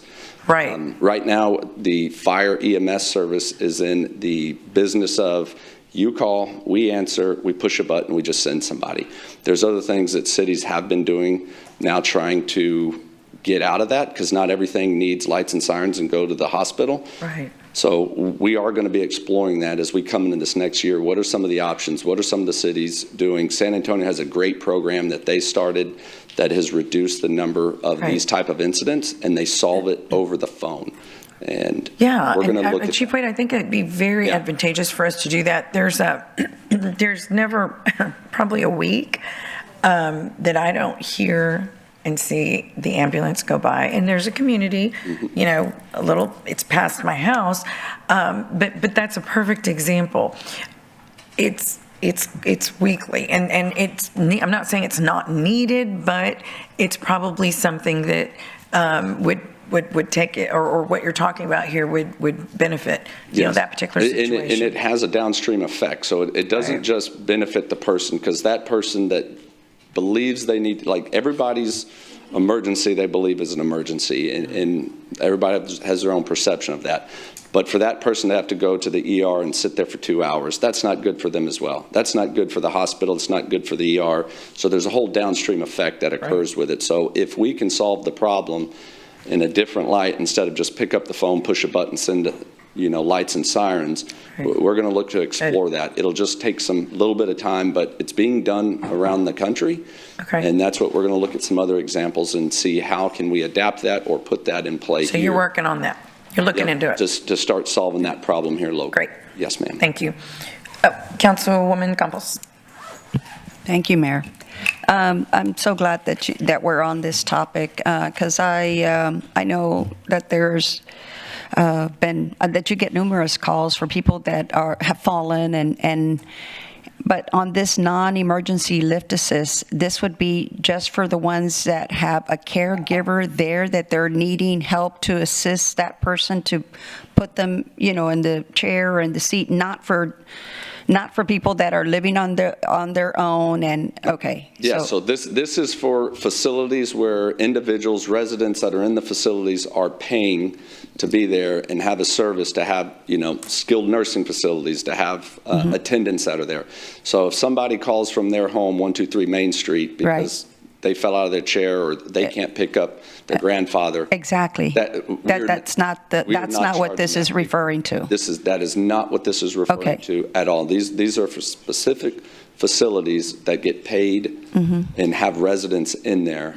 And do you have an estimation of how many calls you get for that? Because I can imagine, The initial estimate is we're going to be looking probably 300 calls in which it would apply to. Could be more. Once we put this in place and give the training to the firefighters and paramedics that are out there, we're going to start really seeing the number, but it's probably going to be over 300. Oh my goodness. Okay, well, yeah, but the other, at least. But Chief, on the other, on your regular calls, do you have like people calling on a regular basis, having an individual fall? How many calls do you get like that? I mean, is that? I would say numerous that we get. So what we try to do with those, if you're going to the same place over and over, Yes. specific, we do push it over to our staff and our EMS administrative side, and they work with different organizations to help that person. Maybe they do need to be moved into a skilled nursing facility, or they need some assistance for in-home care. So we do have a system that we do work with to try trigger help. that. Yeah. So it is, those are the calls that we do make into some residents and for some people. We call them regulars. We know them by name. We know their family. We know how to get into their house, and we just go there and we try to do what we can. But we do try to link them up with specific services to help them get the services. Get to the, yeah. Yes. Yeah, you're right. I also noticed that your civilian, your staff, that you have a full staff. What do you think that's attributed to? I mean, like it's full, 17. We come in with smiles every day. Say good morning. What is it? The donuts, the tacos? I mean, what is that? No, I mean, donuts, like, good job. Wrong department. Sorry, guys. I believe a big part is trying to make people feel included. And I will say in the fire service, there's this deal that everything's about the sworn. And you hear that, and we appreciate that. They put their lives on the line, and they're out in the community, whether it's rain, shine, sleet, snow, what have you. But a big part of what we do, and we try to let the staff know, we can't do things that if we're not purchasing, you're not going to have the equipment on the fire truck. So what goes into pulling the first hose line at a fire? It is somebody going out to get a contract for, the companies that do it. It's purchasing it. It's making sure our HR staff, like trying to make sure that they're involved. They are a big piece of the fire services, our civilian workforce, that are behind the scenes every day making it happen. So you just got to give them the high five and let them know that they do a great job every day. And I'd like to think that's one of the reasons that I'm actually going to give you a little bit of credit there, too. So really, I think that speaks volumes, for whatever leadership exemplifies, like you said. It's about thanking them and, making sure that they're part of the process and taking their suggestions whenever, they see something and it looks like you take direction from them. And I think it's important. Anyway, I just, that was pretty impressive. So thank you. Good job. Thank you. Okay. So moving on to, as we look at some of the mandates that we have, y'all recently, and thank you, approved the collective bargaining agreement that the city worked on with the association. President Stobbs couldn't be here today, otherwise he would be. He's off. There is a annual convention that is up in Boston. In his words, he would, no offense to Boston, he'd much rather be here in the state of Texas, but he's up in Boston at the convention. So part of the mandate is with the collective bargaining agreement, right around $4.34 million. We also have the support for Fire Station 3. Once that comes online, we want to make sure that we have the maintenance and operations for that new facility. Excuse me. That's roughly $50,000 there on top of what we're already spending. We'll see after we start operating that for the first year kind of where it's actually going to end up falling as far as utilities. We don't expect any more water to be used, but as far as the utilities for electric, upkeep, AC and all of that. So that is into the budget as well.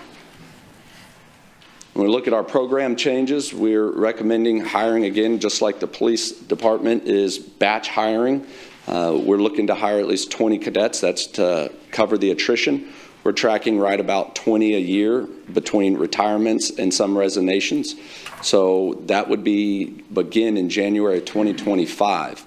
Again, that addresses our vacancies as it comes around, and then we fill them up in the graduation. Our cadet classes traditionally graduate in June of each of the years. It's important if you get behind in a fire academy, our cadets are in the academy for 18 months, but if you get behind in an academy, it's not just 1 year behind, you fall behind multiple years. It has been shown over and over in the fire service that any pause in the hiring, it has lasting effects when we try to catch up. We partner with Delmar. We have a good partnership with them, and they help with the instructions. of the cadet class, but we manage directly over our individuals. They're city employees as they're going through, so they're not Del Mar students only. They are Corpus Christi Fire Department employees, so our staff does have direct control over them. And in fact, we've kind of increased our involvement even more with it, with the training staff and Chief Bellew being down there. So we're trying to make sure that we are even more involved and not just having the Del Mar side do all the instruction. We're looking at doing a reorg. While we're not adding positions, we have added on 41 positions just in the past 3 years. So we're looking to reorg the command staff team, because right now, as you'll see in the slides coming up, kind of the breakdown in the structure of it is we have some span of control challenges, also some supervision challenges out in the field in which there's no shift commander. Most major metropolitan cities, especially here in the state of Texas, as we're very familiar with, but they have a shift commander on each shift that oversees the battalion chiefs.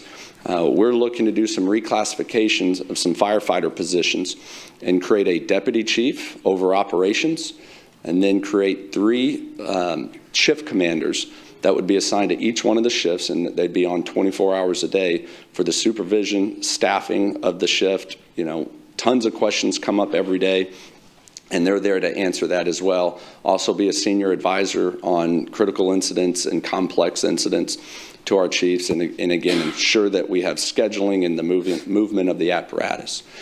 We're also, with the conversion of those 6 Firefighter 1 positions, we're looking to have 3 captains that would be put as field medical officers. Again, staffed 24/7. 75% of what we're doing is medical in the field, and our medics are going all the time, and we have medics that have done it for a long time, and we have young medics that just got out of the academy.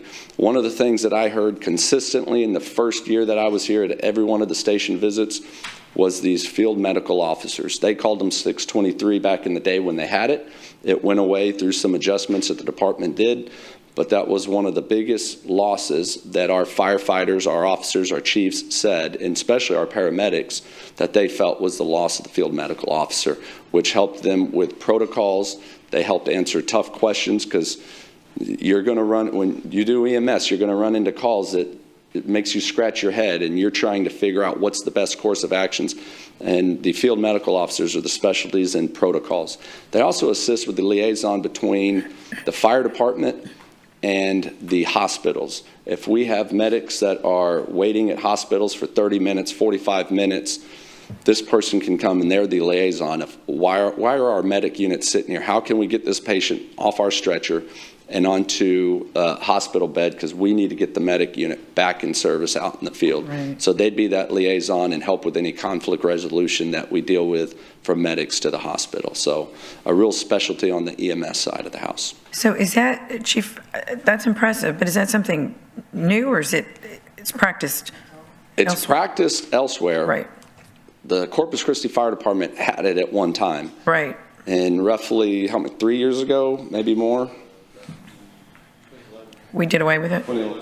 Okay, maybe 2011 is that position went away and was moved to some other position, and the duties were tried to be expanded to 4 to 5 other people, and that's a tough job to expand. So this is kind of a specialty with it that goes back. So we're looking to bring it back. Again, it's one of those things, if you hear a problem one time, doesn't mean it's not a problem, but if you can hear the same sentiment at every place you're going, by every rank, that there's something to it, and that was a priority that we worked with the city staff and city management to put this back in to help the medics in the field. Great. Yes. Thank you.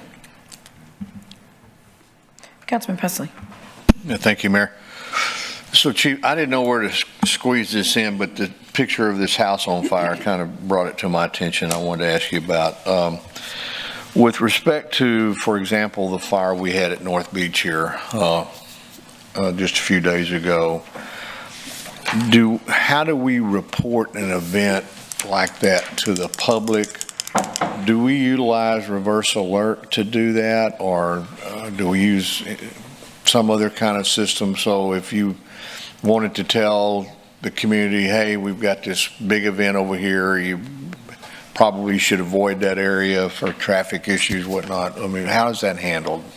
Currently, we're not doing anything with that. And some of that reason is what I would go back to, the span of control issues. Everybody that I have that on that day that's working is going and do that. And that's kind of the look that we're trying to do with getting that shift commander in. The past department that I worked for, that was a big piece of what a shift commander did. Let the incident commanders and the battalion chief handle what's going on and run the operation, where the shift commanders is making certain phone calls saying, we have a problem here, I need you to send this messaging out. And we can utilize that to include also just social media and getting people to follow it and say, yes, we know there's a large fire, because what you get on those is multiple calls, and then MetroCom gets 40 calls about the same thing, and they're going, yes, we know about it. So what we would like to try to do is increase that presence of putting things out, whether through social media.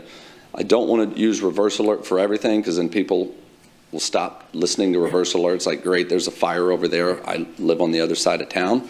But that is a way we would use reverse alert if we felt like it was going to be an impact, excuse me, to the greater community, and they needed to take some level of action. Okay. Yeah, several years ago, I subscribed to reverse alert on my phone, and I finally disconnected it because I got tired of being woken up at 3 o'clock in the morning to let me know that they were going to turn a flare on at the refinery. So I always imagined that was going to be for like emergency situations, and it after being on there for several weeks, it was just all the time stuff that was not what I consider emergencies.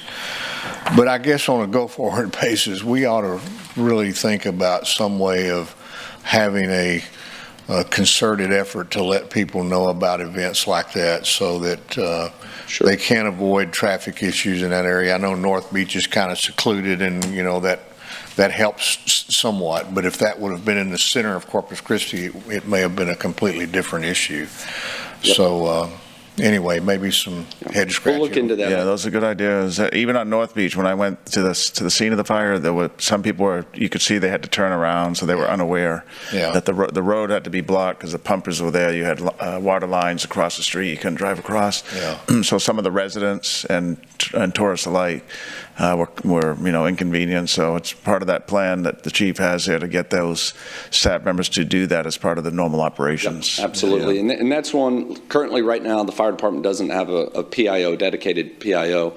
And one of the duties that I would see is the shift commanders, as we put them on, is they're looking at the greater picture, the 50,000-foot view of how is this going to impact the rest of the city? How is it going to impact traffic? So we'll probably look to put that on them, and then they may have to be pushing that out themselves or helping alert the public, because it is a problem, like you said, definitely depending on. Yeah, and I mean, you wouldn't need to do everything. I mean, if you've got a small fire or something that's not a major issue, but if you've got an apartment complex that's on fire, we're going to be there for 4 hours, 2 days. Yeah, so anyway. Or it could be a bad vehicle fire or vehicle accident. We're shutting down lanes. And for sure, okay. Absolutely. Anyway, I just wanted I'd bring that up. I've received some comments about that on my Facebook post I put up about the fire on North Beach, and some complaints about why we didn't have that on reverse alert. So anyway, thank you very much. Absolutely. Peter, that may, if I may, that may be something to consider in terms of the system that I've been talking to you about. I think Michael looked into that, and those are text message alerts for many different things, as you well know. San Antonio uses it, but we really probably, and I was going to talk to you about that before the budget, these meetings or workshops, and this could be something that would be included in that. So maybe we'll continue to talk.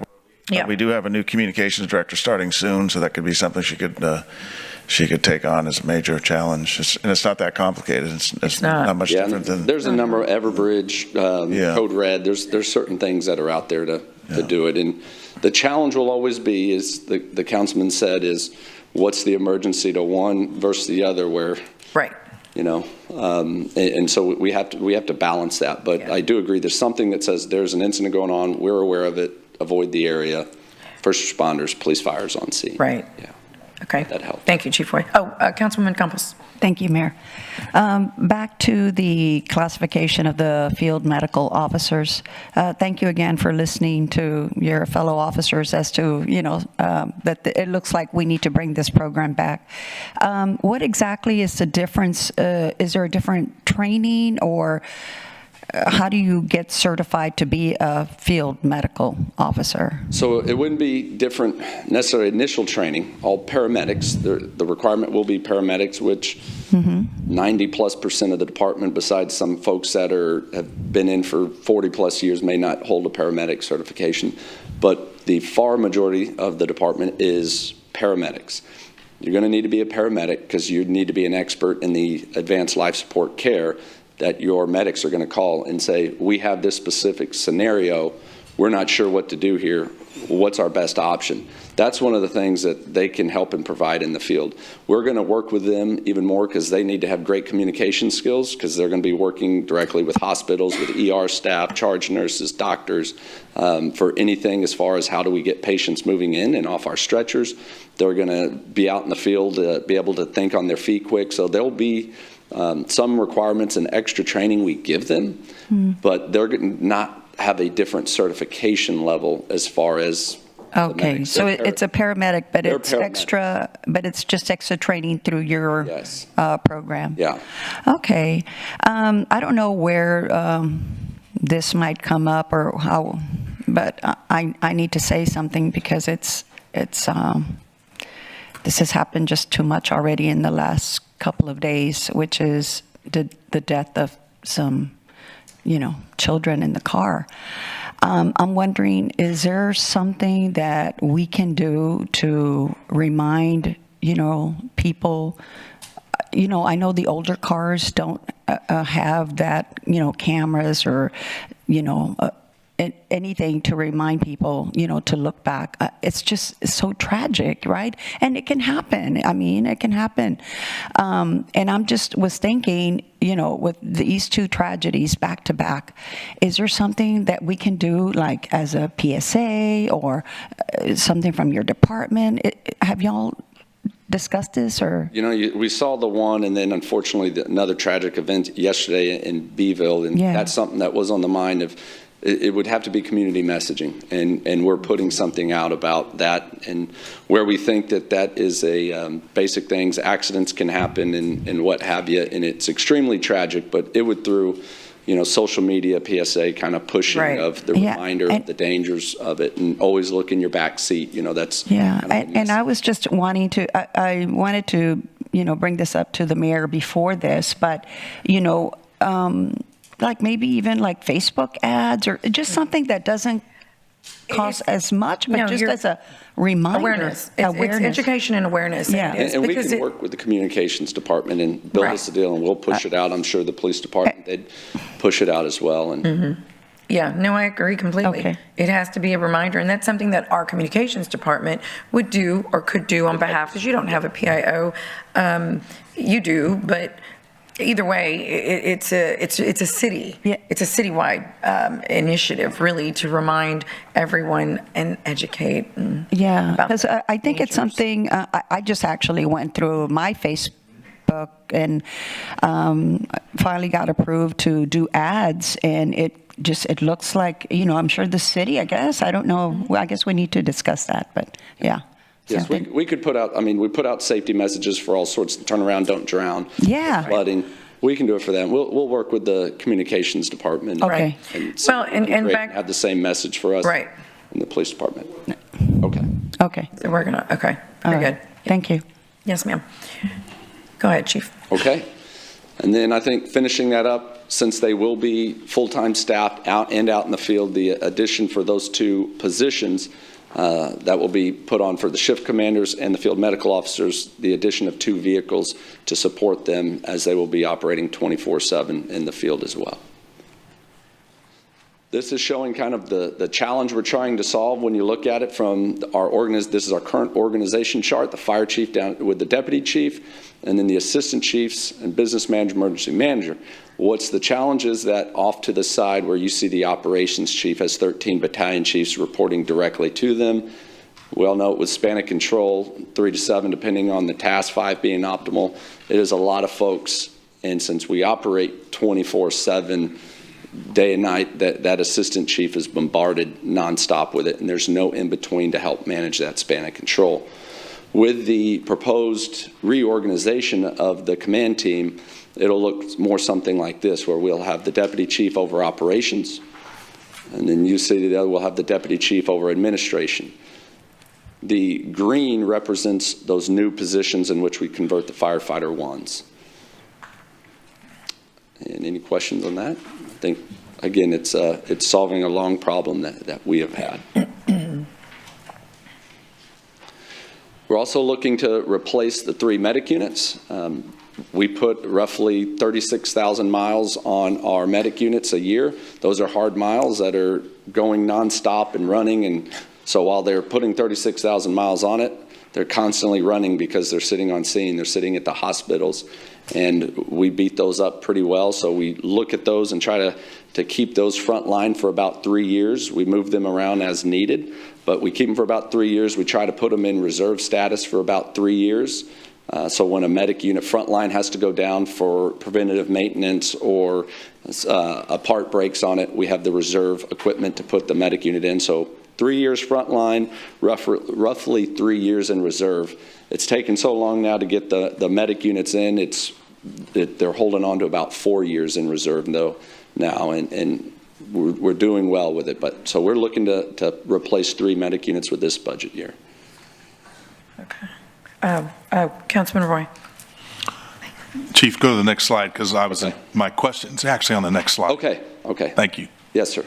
And then also in this budget, we're looking at replacing 2 of our fire engines there.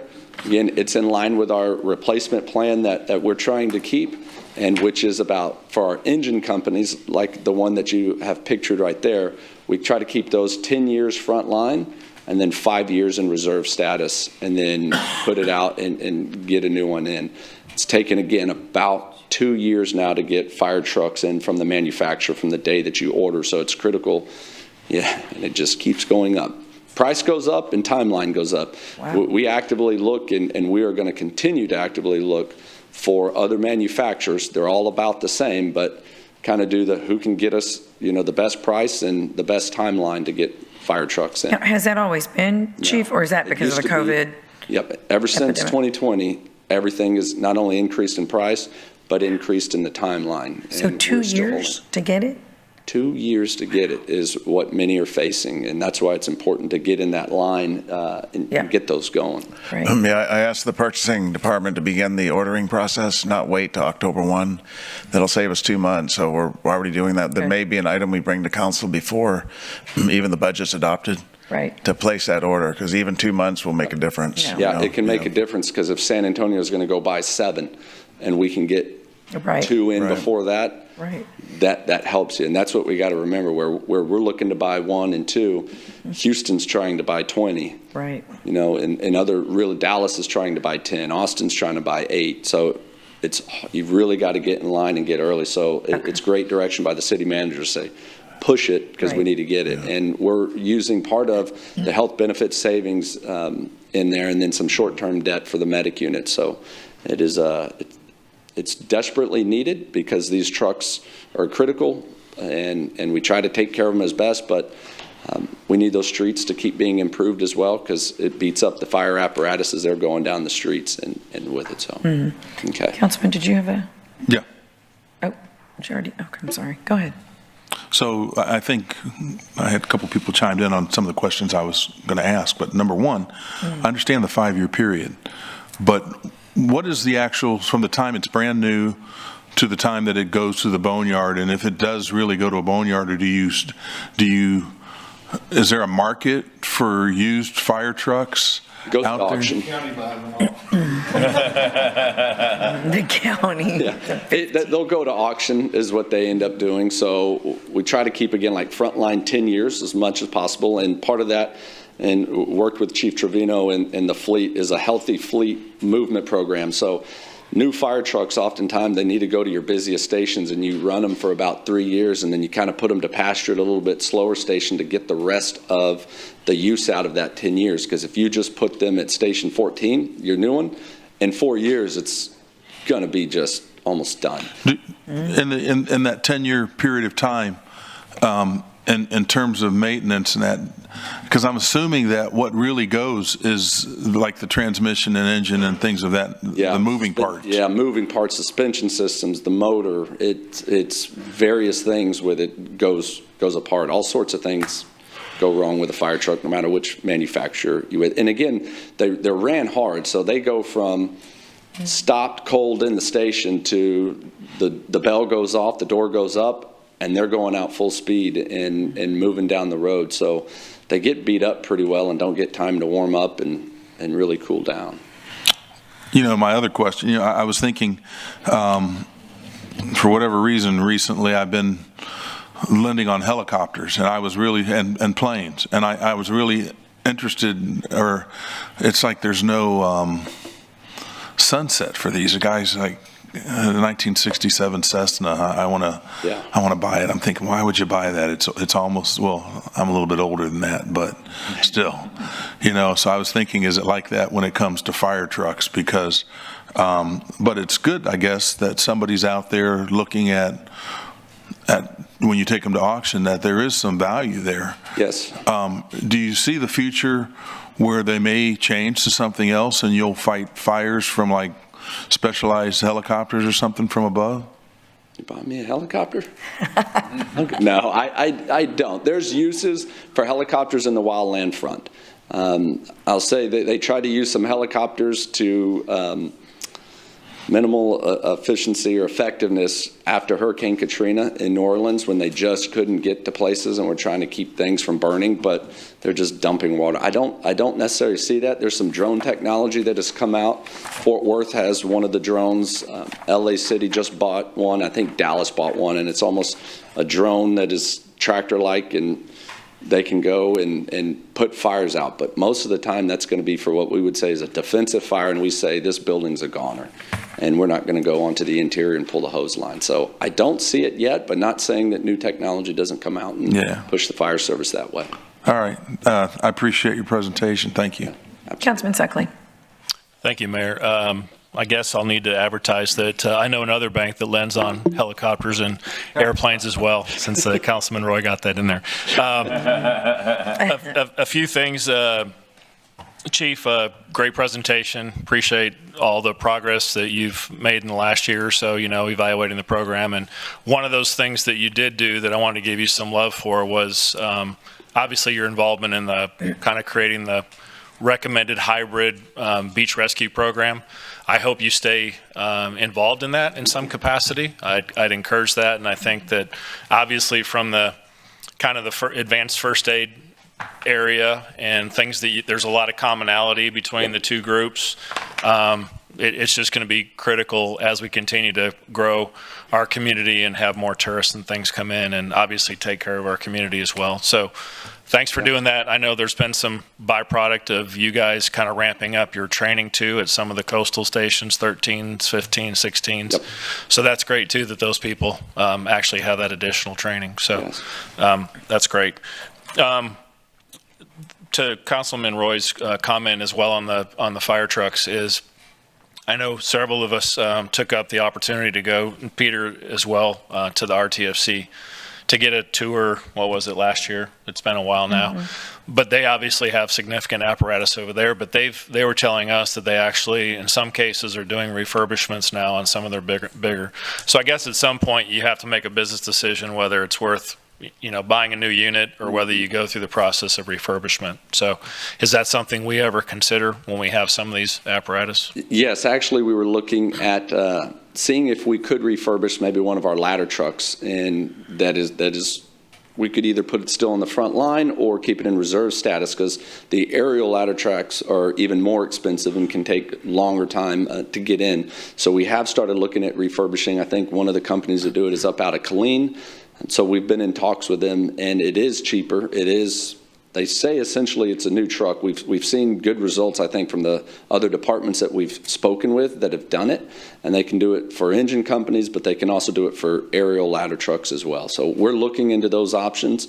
I don't think you want to do your whole fleet of 22 apparatus with it, but I think if you look maybe at some of the specialty apparatus, obviously our TFC has a lot of specialty apparatus that takes an incredible amount of time to build and get in, and then also it's a different usage, right? Like they have beautiful apparatus in the facility, but you know, sometimes the wheels could be square. It's just not rolling as much as our fire trucks do, but that is an option we're looking at. Yeah, great. Thank you. Yes, sir. Councilman Hernandez. Thank you. Okay, I know we've talked about this many times before with regards to overtime. Yep. And what we were originally told that overtime would be reduced as soon as we get fully manned. And you know, according to your own presentation, you're only 4 members down, right? But the overtime has been consistently around 10%. And you have an increase of $3 million to your current salaries, and even with that, you have an increase to your overtime as well, which is right around 10%. And so I'm curious as to what's going on. What is the real issue here? Because, and I failed to mention this with Chief because I didn't, Chief Markle, because he didn't bring it up. He actually lowered it to just slightly over 5%. Now, they has a different situation. They get revenues from like buck days and stuff like that when they go overtime and if they have anything come up. So it's a little bit different, apples and oranges. But, you know, now we're fully manned and we still have very much similar to the same overtime. So can you kind of explain what's going on here and why that's the case? Absolutely. There's a number of variables with it, but if we look at the numbers, so from FY21, the fire department had $7 million in overtime. Obviously, COVID, backfills, all sorts of things with it. FY22, we were at 4.5 million. If we go to FY23, we're at 4.2 million in overtime. If we're looking at this year, we're at 5 million. However, 1.2 million of that is state reimbursement money that's coming from the deployments that we've done out into the state for wildfires, hurricane response barrel that went to Houston. So 1.2 million of that 5 million is coming back for state reimbursements, which puts us at 3.8 million. So actually almost $400,000 less than what we had last year. And then with that'll probably put us a little bit of a variance, probably being over by $29,000 of what our overtime budget is. Some things has changed in the fire service. So with that $29,000, roughly that could be attributed to our gear replacement. So anytime our firefighters go into a fire, they get just saturated with carcinogens. What we've done now is we put a gear replacement plan, so when our firefighters get out of that fire, the ones that went to the interior that was exposed to the carcinogens, they go over to the warehouse, but we have to call some warehouse shops in. And they come in and they help get them loaner turnout gear, so we get them out of that cancer gear. That's almost $30,000 right there, in which we've started a program to reduce the cancer in our firefighters.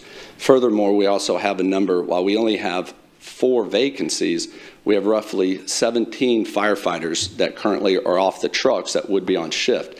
That's due to a number of things from military, long-term military, a couple people that are deployed with that, at least 2 members.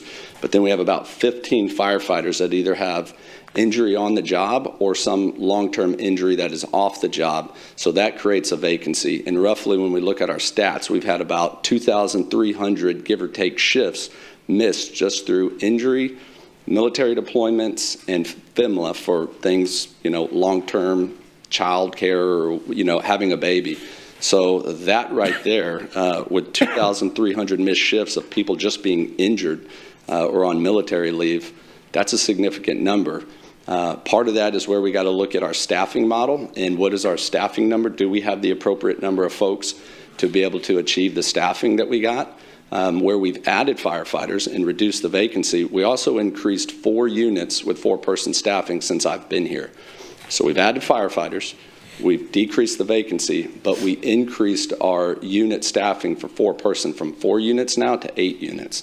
So that's 4 more people on shift. So there will be a little bit of overtime that comes it. But when you look at the numbers, we've actually reduced our overtime as y'all have filled positions in hired cadet classes. I'm sure you're expecting the question. Thank you for that answer. However, I still think it's still a little high to be around 10%, but we'll have that discussion as time goes on. Also, I noticed that you have an increase in professional services, about close to $150,000 in ambulance services. Can you explain that? And which one would that be? In our totals? Well, it's your total for that particular line item in ambulance services. And is this one. So, okay, here we go with that. Some of that came with it is part of that was for professional services that we had. We increased our number because with Digitech, as we talked about our EMS billing, with that contract, the more money and the more calls that we're going to Digitech for EMS billing, that also increases the percentage that they get as well. So I can't remember exactly what that number is as it goes up, but we had to right size that account to cover the costs instead of just transferring funds specifically over to Digitech. So we were trying to right size the professional services account for them as well. okay, so I mean, because it went from 650,000 to 810,000, right? So, well, where's that coming from? I mean, are you taking it from somewhere else, or where? Yeah, some of those moves are coming from other line items in which we're trying to right-size budget. So as we looked at certain things, and we've had the conversation, when we look at things that maybe are not being expensed in one account, we're trying to move that and put it to where it is being expensed. So like we moved, I think, almost 80,000 to 100,000 just in fuel cost for our ambulance services, where traditionally that was low. And we right-size that account. That's the same thing we're looking to try to do in the professional services budget. So I think we've had a rinse and repeat for a number of years in our budgets and just where everything was sitting. And since we brought John on, we've made almost 42 different line item moves trying to right-size accounts for when we look at the trending in our spending. Right, and I noticed that. I looked at the individual budget items. Even your fuel budget item increased considerably. I guess that's consummate with what you're seeing in your fuel expenses. Specifically, another question here is on emergency management. You had budgeted $459,000 for 2024. You spent $906,000, and you're budgeting $517,000. Can you kind of explain what happened this year in terms of that additional cost? Yeah, so we had an assessment, a consultant that came in to look at the EOC Tetra Tech, so we used funds with that. That was almost $49,000. We also had a digital upgrade to the boards that are in there, so when you go in there, we had kind of TV screens or just a projector. We put new boards up, so when we monitor things in the EOC, I think that was close to $300,000, if I'm remembering correct. Yeah, $350,000. We also had contracted with Billy Delgado to have a little bit longer on when we were having the transition for when he was retiring and bringing Jason, and then tropical storms decided to come early, so we were thankful for that. So we increased that. That was roughly at $20,000. So we had a number of those small things with it. We also lost our emergency management specialist. She went out on FMLA leave for having a child. And when we had that vacancy, at one point, we almost had no one in the office. So we kept where we were going to convert our temp position for the deputy chief position. We kept the temp on a little bit longer so we could have two people in there as well. So we had some expenses this year that I don't believe we're going to be having next year, but those were some of the increases. Okay, and just some other specific questions on, the Type 7 brush truck. Where is that located at? Say that one more time. The Type 7 brush truck that you had mentioned, where is it going to be located at? It's at Station 7 currently. Okay. And then you mentioned Del Mar. Is it still 18 months? Still, yep, roughly right at 18 months. Is there any effort to try and improve that? Yes, there is. That's, again, one of the tasks that we're looking at with Chief Bellew is how can we shorten things? I think we're looking at an approach of what is the minimum we need to do? And when we say we do have a direct control over it, is what is the minimum state requirement for firefighter 1 and 2, and what's the minimum state requirement to get paramedic training? We do train over that, and that's a good thing, and that typically happens in every fire department. Here's the minimum, but we really need to train the staff a little bit extra. What we want to look at with Del Mar is what is that extra? And we approve any of the hours that are over the minimum requirement of the state training to ensure that it's in line with what we want for the Corpus Christi Fire Department. So that is something this year we're actively going to be looking at to see if can we shorten that training time down, or is that the appropriate? I've talked to some colleagues in Dallas and San Antonio, and for the paramedic side of the house, I think we're pretty close to being on par of where we need to be and what are all the advancements in training with it that we have. Okay. Now, I know one of the big issues was the Del Mar had required us to have the COVID-19 shot.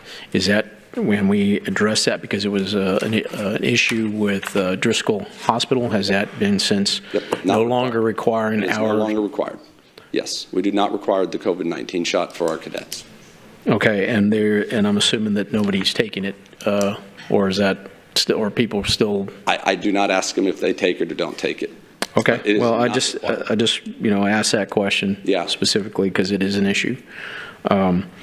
Last question. We had talked about electric vehicles and firefighting associated with that. Is there any steps that you're taking to address? Because, I mean, you're starting to see a lot more electric vehicles around town. For sure. So we have purchased what is called fire blankets. Those electric vehicles are extremely difficult to extinguish, and I think some of the council members have been around before, which a single electric vehicle fire could take up to 40,000 gallons of water, and then it may go out. Or it may restart when it goes to the salvage yard. They're complex problems that we're dealing with. So we bought fire blankets, which can help if there's an exposure. We put them over the car that is burning, and it will provide some level of radiant heat barrier. And the idea is, and we're putting them on the new battalion chief trucks, winches, is then pulling that electric vehicle away from any of the exposures. We also bought plugs that disable the electric system, so if they get in a car accident, it's hard to know if the electric vehicle is running or not running, and is it going to take off on its own. They do all sorts of crazy things. But we also purchased plug-ins for the electric port where it would charge, and it disables the electric system with it. So we've made steps into that to help. Is that on every vehicle? It's on the battalion chief trucks. We haven't bought it on every vehicle, but so if there's something that comes up in the call notes, an electric vehicle or the apparatus that's responding and gets there and it sees that it's an electric vehicle, they could call on a battalion chief that's spread out, can bring those. So we haven't put those on every one of the trucks yet because they are pricey. I was just going to ask you, how much are those? Oh, a lot. Was it $1,500 for the blankets? Okay. You know, and again, they're one-time use, and we're working with the state. The other big problem, and this concerns me, I think, extremely greatly, is Texas A&M, the TEACS, the extension system. They've been doing a lot of research, as well as UL, on the effects of an electric vehicle fire. So it produces not just toxic smoke, but really toxic smoke with heavy metals. And those heavy metals are getting impregnated into the protective gear of our firefighters. Now, our fire gear is roughly $3,000, could be $4,000 a set. And the current mandated cleaning cycles that we do, the research is kind of showing it's not getting the heavy metals out, which means our firefighters are putting on gear that has heavy metals and will absorb into the skin. So we're really working and getting in partnership and staying to the front of the curve of what is the research that's coming out from this, and what do we do, not just if it catches on fire, how do we extinguish it? We'll take care of that problem. My concern is the long-term effects on our firefighters and what they're getting with it. So we're trying to tackle on both fronts. How do we solve the problem when it's on fire, but also how do we keep our firefighters and our public safety folks safe, because police is going to be there as well, and our folks need to know that there has been cases of exposures because windows are down in a vehicle and that smoke gets in there, and then it's impregnated heavy metals that is not easy to clean and may not ever get out of our gear or our apparatus or vehicles. So also, that probably goes to something with the police department in terms of our record services. Are they willing to even take electric vehicles? Because, they could catch on fire just parked there, right? Yep. So I don't know, that might be a question you may have to ask sometime in the future as there are more electric vehicles coming online. But, okay, please keep us abreast on that. I know I've talked extensively to the RTA about not acquiring electrical buses, because that would be more of an issue to try and put those out that we're just not prepared for. Yeah, it is definitely a challenge. And when the research comes out, again, we're looking and partnering and bringing TEECs down to have some classes. I will say at Southwest Research in San Antonio, where Texas A&M was doing some of the research, they shut the lab and the facility down twice when they were burning just small batteries and exploded the testing chamber when the batteries were burning because of the smoke and everything that's coming out. They're a challenge. And I think we as a city need to be cognizant, and I think we'll look at it on the fire marshal side, because what you will see is, where do people allow, you got an electric vehicle, where do you get to park? They give some privileges because you got it. Well, they put them right at the entrance of the parking garage, and if they catch on fire, okay, we'll be there till we flow 40,000 plus gallons of water on it, so no one gets to leave and you expose everything else, or they get to park right next to the building instead of maybe further away. So I think we're going to see things come out in standards and fire codes eventually that's going to start addressing these electric fires and where do we allow electric vehicles to be parked. And some people say don't ever charge one inside your garage, because there's all sorts of challenges that come with it. So yeah, just they're still doing research on it, but yes, we'll keep you abreast of it. Chief, thank you very much. Yes, thank you. Chief Wade, what would you say, just quickly, would be the long-term projections of the budget, of your budget, moving forward? I mean, I know there wasn't a huge difference between 24 and 25, but being... In what do you mean? Just in general, do you see it just with the challenges you have and with the growing city? Mm-hmm. Do you see, the projection of your budget increasing greatly, or do you see it, just, like this year, there wasn't a huge increase. You did have some mandates, but there still wasn't a huge increase. Yeah, it wasn't a huge increase, and I think there was, we saw some savings on the insurance side, with the collective bargaining agreement changing things. There was quite a bit of savings there with it. I do see an increase going, because we're talking about 4-person staffing and trying to reach that national standard. So, and I know it can't always just be done next year to get those positions, but I do see the gradual increase as we go through to get 4-person staffing just for the units that we have, and we're not talking about increasing another medic unit out there, because we have high utilization of our medic units. I do want to be creative, though, and use the taxpayer dollars, and that's where we talk about, is there something we can do on the dispatching side? And you don't always need lights and sirens going to your emergency. You may just need somebody to walk you through how you get your medications. But I do see a gradual increase as we look to increase our staffing. Okay. And lastly, I know Fire Station 3 on Morgan has historically been one of the busiest fire stations. So what's the status of our workload there currently? Is it still, and how are we managing that? Is there any issue there or challenge? Has it become busier, or are we at the same? Yeah, I say busier. Medic 3 is one of our busiest medic units when we look at unit utilization hours. That's a hard one to say. Medic 3 is one of our busiest. Part of that is they're right next to the hospital. So they go and pick somebody up. They're right at the hospital in 0.2 miles. And then they're back in service again, and they're getting tagged for another call. Mm-hmm. So they are busy with it. Plus, that is also one of our specialty stations. So while the engines and the rescue are running calls as well, they're also training an awful lot, because they do the technical rescue, collapse, and what have you. It is something that we are looking at, the possibility of doing like peak time medic units, utilizing if we have extra person on staff over our minimum number, can we put another medic unit in service during the peak time of the day? Right. We're actively looking at that. We may be putting that in place maybe by the end of the week or next week. Oh, wow. Just due to we're hiring and we have some extra staffing. Right. And when we're above our minimum count of 106 and we might be at 108, We're looking at the potential of putting another medic unit online during the daytime hours, and that's traditionally our busiest hours. That's great, though. That's good to hear. Yep. I mean, that goes back to the medic transport topic we were talking about earlier. Okay, well, Chief Wade, thank you. I want to thank everybody. Of course, just like, police, you guys are on the front line. You deal with a lot of the same things. We don't have to speak on it, but the same thing when we're in regards to the homeless issue, because it's the medic unit that is addressing that over and over and over. So I'm sure y'all will work together in terms of what Chief Markle mentioned on that same subject. But thank you for everything you do. This was a great presentation to all of your staff. Thank you, all the firefighters who are here and the staff. Thank you for what you do. And it's been busy since you got here. It's been busy. Yes, it has been busy. I'll try not to go on vacation again. So yeah, exactly. Every time I try to leave. Come on now, vacation. I think it was a tropical storm. Right. Was the Hurricane Beryl? So I'm going to plan. And you've had a few fires. Yeah, by the way. Fires. So thank you for everything you do. We're extremely grateful. We have a wonderful fire department. Yes. We're just blessed. The city is blessed, and thank you for your leadership. Absolutely. I'm proud to be here. Proud to lead the men and women of the organization and represent y'all.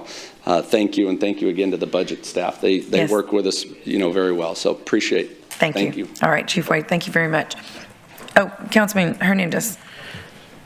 In the light of what we just discussed about the electric vehicles, and this might be something that we look in terms of an ordinance associated with where electric vehicles can be charged, where things are, and Peter, this might be something we need to put together and, to where we have some safety measures in place so they're not putting them in front of entrances of buildings or parking garages, or they're not doing that. Right. Development Services is here, so hopefully they're listening back there, because it would be through probably the UDC where we would regulate some of that. So let's kind of try and be proactive.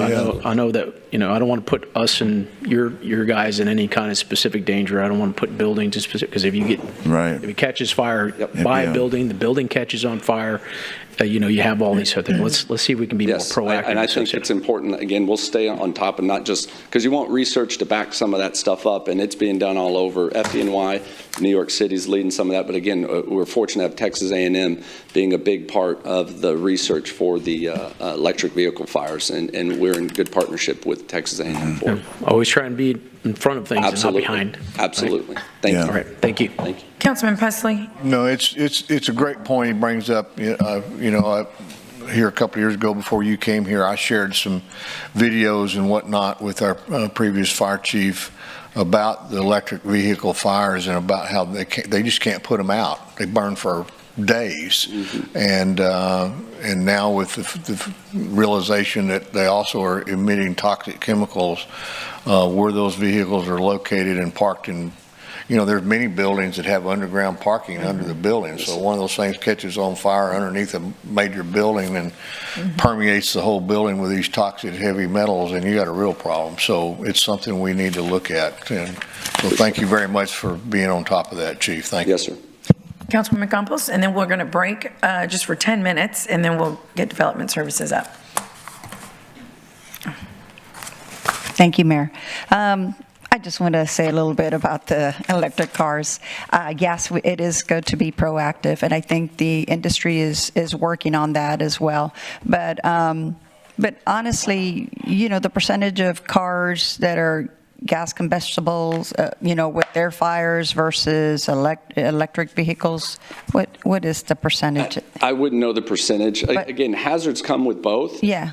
Electric vehicles just provide a different hazard. It's a different hazard and a different dynamic that we have to come up with solutions to deal with. Yeah, and just like everything else, we have to learn how to adapt, how to, be prepared. And I am grateful that we are going to be on, trying to do some of that. But again, I don't think it's as big of an issue that I think it actually is. But I thank you for your for your work on this and for listening to us. Yes, thank you. for sure. Okay, Chief Wade, thank you very much. Thank you. We're just going to break or recess for 10 minutes, and then we'll be back and finish up with Development Services.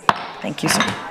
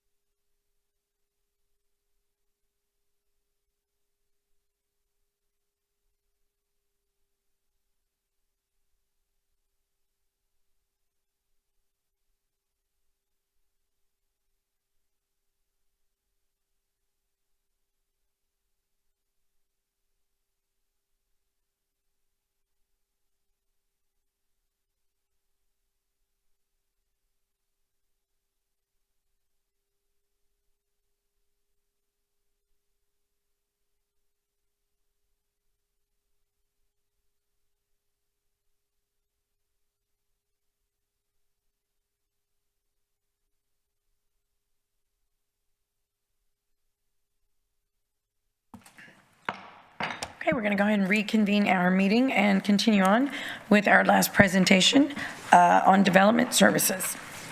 Mr. Raymond.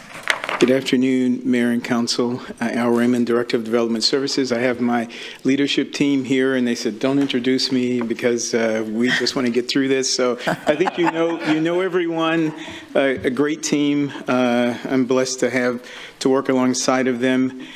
The mission of Development Services, as you see here, the mission of Development Services is to implement and enforce sustainable development regulations, to build a strong community, enhance economic opportunity, ensure a dynamic framework for quality growth and development. As we work to achieve this mission, we will provide first-rate customer service, continuous process improvements, and ensure our staff is knowledgeable and experienced. A lot of people don't really know what development services what we do. It kind of spans the spectrum of a lot of things, but we stand between regulatory compliance that this body adopts and issuance of certificate of occupancy, and that kind of puts us in crossways with a lot of individuals, but we try to facilitate as best we can to keep the city moving forward. You see land development there at the bottom of the slide. That's all things platting, zoning, and public improvements. Permitting, as you know, June of last year, 23, we launched our new updated Enforce system, a new dynamic portal rhythm, and new document review software. And so we went from about 40% of individuals engaging with us through the portal to 80% this year. So that's good. It helps improve our process. It helps improve efficiency. Of course, we talked about code compliance a couple of weeks ago, and we're constantly improving that, getting our arms around the things we need to do, getting our staff trained, getting people out to touch the community, so to speak. Plan review, which is a connection to the permitting software as well, and of course, inspections. About development services, I went through a laundry list of things on a previous page, but as you can see here, for residential permitting, this is all residential permitting, and you see dating back 2019 when Mike Dice and myself first arrived. As you see in 21, 22, and 23, really residential permitting spiked for us. In 22, we were issued over 4,000 residential permits, which is great. We're about 3,200 in 23, and now we project to be about just under 3,000 at the end of this fiscal year, which ends in September 30th of next month.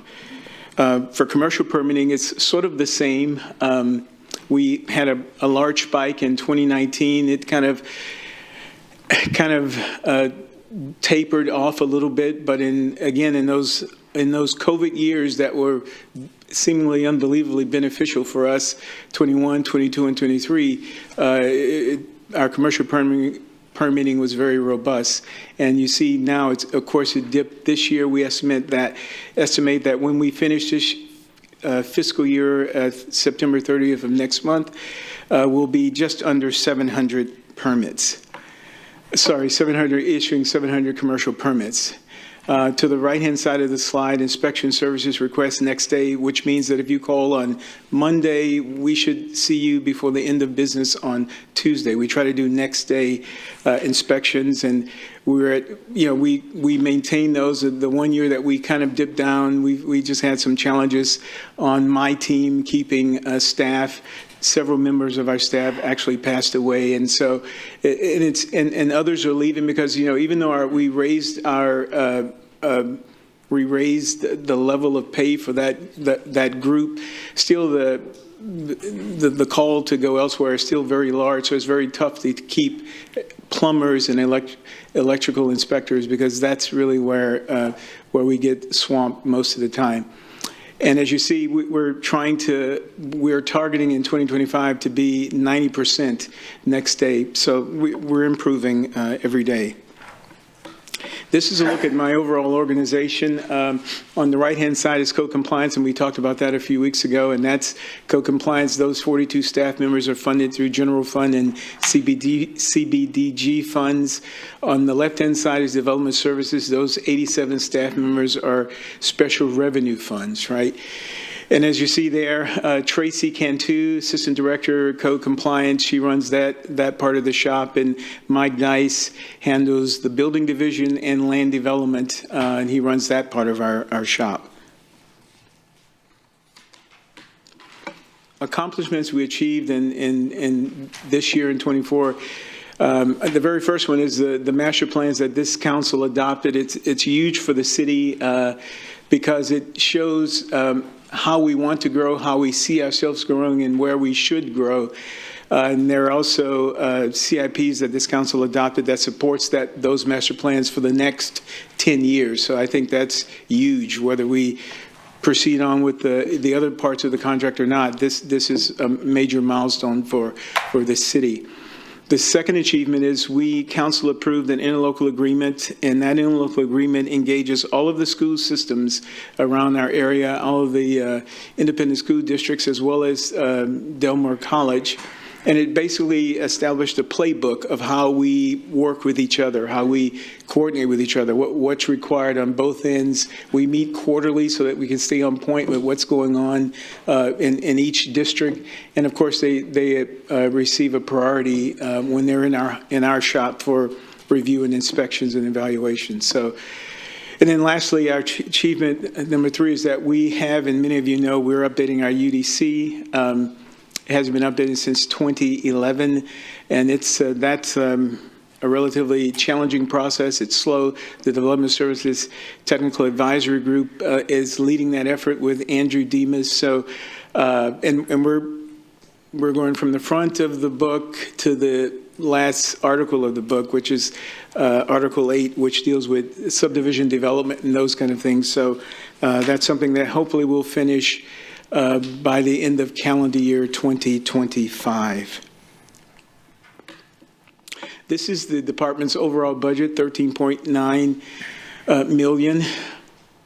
As you can see, my expenses for this budget was $10.2 million. We're anticipating for FY25, $10.5 million. And of course, we talked about the code enforcement, code compliance numbers a couple of weeks ago.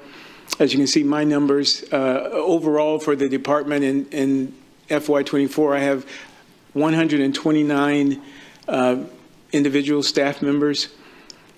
What is proposed in 2025 is to reduce that to 122, removing two from permitting and inspections staffing, and removing 5 from code compliance. That's what's proposed in the reduction. Overall, as you see the numbers to the right, overall my occupancy is around 20%, which I think is great, considering that when I came it was almost at 45 or 50% in some cases. This is the Development Services budget, and like with the other slides, with the other presentations, you've seen the black circle around indicates the revenue, and that revenue totals $9.5 million. In the circle is the expenses. You see my allocations are $1.7 million, personnel $6.8, and operations $1.6. Of course, in capital outlay is about $400,000. As you see in the lower left-hand corner of the sheet, it shows kind of where we were in 23, 24, and as we will be at 9.5 and 25, and we're expending about 10.5 in that same year. Many of you know this already. Council approved this about 3 years ago, a 10% increase for development services fees, 10% increase for development services fees over the next 4 years. So we went from 21, 22, all the way till this last increase, which is in this upcoming fiscal year, 24, 25 of 10%. And then after that, we recommend going to CCI, Construction Cost Index, which will certainly pinpoint whether that's engineering record or ICC. We'll certainly pinpoint that in the upcoming year. Many of you may ask, well, what do you do with these fee increases? It has helped us out a lot because we're able to recruit, retain, and develop, professional, capable, competent staff, and it has allowed us to, by hiring, professional individuals, it allows us to perform the services we do much easier. So it's really helped turn our organization around. And I've briefed council on this several times over the last couple of years. A few years back, we wanted to remodel the first floor of where we are at 2406 Leopard. Because we have a finite space, we added some additions to the building, one on the front and one on the back. We, as you know, this council awarded a contract with GANAC, and we've been working with GANAC to help design our first floor layout. GANAC delivered a 60% set to us late 23, and the opinion of probable construction cost was $9.5 million, which of course at that time I only had 7.8. So I was like, okay, we have to circle the wagons and see what we need to do. In the process of doing that and working with GANAC, our tenant at the time, which was Frostbank, came to us at the beginning of this year and said, hey, we're going to leave in the spring of 26. They're not going to renew their lease. They're going to leave. And we said, okay, so I wanted to look at the space. Everyone did, to kind of see, hey, is this something we can now use and incorporate in our design? And it was. There's 8,500 square feet in that space that the tenant leases from us. And so we engaged GANAC and GANAC walked with us through the building with making sketches of, hey, what we can do. And through that engagement with GANAC, walking through the building, we decided to eliminate the two additions that we were proposing to add, and now it's just really all an interior renovation project. So we recently had a kickoff meeting with the new direction, and GANAC will soon provide us a schedule outlining their deliverables. One of the things we think we can do before the end of this year is start a parking lot. The design is the building proper, but we own land across Kennedy along Leopard, and we're going to design a 70-space parking lot there with, just beautifying the entire area. Since we've got that new beautiful Leopard Street upgrade, we want to, put things on the street that are aesthetically pleasing, and I think this will be a great start. And we want to do that before the end of start that work before the end of the calendar year of 24. So that's where we are, and we're still working to do the renovation. It's just taken a little longer because we had to kind of regroup with new information that was provided to us here just a few months ago. And the proposed reductions, as I talked about earlier, from development services side is reducing 2 unfilled positions for the short-term rental. What we're able to do is really because of the amount of work that was required with the short-term rentals, we were able to spread that out to some of the existing staff, and we didn't really need to hire these 2 positions. And that is it, unless you have any questions. Great. Councilman Suckley. Thank you, Mayor. Thanks, Al, for the presentation. With respect to the item you were just discussing, the building remodel, since there was some expansion in the original scope, and now that we're going to be just doing interior remodel, is the probable cost going to change from the 9.5? Yes, it will. They just hadn't gotten to it yet. Okay, but likely downwards, I would assume? Yes. And so we may have enough money already set aside in the 7.9 to, great. Good question. That's great. With respect to the UDC, I'm sorry I missed, when do you expect that to come to council, the recommendations on the changes? I would target the summer of 25. However, some of the things we'll be discussing requires a lot of outreach and engagement, not just with AGC, not just with the Coastal Bend Home Builders groups, but really the community and developers alike. Because, let's take an example. We have back-to-back streets curb-to-curb streets that are regularly in our subdivisions 28 feet. The fire marshal and others, along with us, have said, hey, maybe we need to widen the streets to something more like 32 or 34. So that's going to take a lot of discussion, right? That, as well as even if we talk about trust fund adjustments, that will take a lot of discussion as well. And all of that's in Article 8, how subdivisions look, from everything. So that engagement, I'm hoping we can do all of that in the first part of the year and maybe bring this about the summer of next year. Yes. We've had some exchange on email, Andrew, you and some other staff, about the traffic assessment on that, on those 2 Graham projects where we're putting up significant new single-family product. And in my opinion, and I think it doesn't sound like the current UDC gives you guys the ability to do yes, to do more in terms of addressing the safety situation that's going to exist going forward in that particular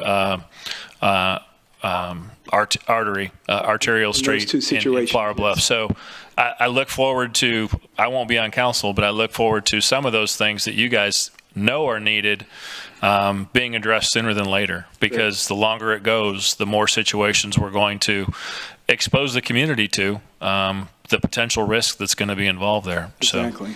So, on the short-term rentals, Al, and I don't want you guys to go do a bunch of busy work, but now that we're 2 years into that program, is there any way you guys could give us just a real kind of quick and dirty update on the program and number of violations and number of phone calls and kind of just an overview, just a one pager, we'll get simple. That to you. That'd be great. And on the, I think maybe last year we talked about it as one of the things you guys were going to start doing, especially on maybe more involved projects, was to do kind of a pre-meeting. Are you guys doing more of those? Is that an effective tool? We probably do pre-submittal meetings, how many? 4, 5, or 6 a week. Okay. Yeah. And we don't always, it's a fee service, but we don't always charge when people are just trying to understand who's on first, what's on second, what do I need to do. But we always have those meetings to help individual get off to the right start. Okay. And lastly, this probably isn't a question for you, but I would guess that your departments, especially code compliance, are probably one of the more active 311 recipients. Yes. I'll again mention to Peter, and I would hope that some of the other council would support this, is it needs some enhancements, the program.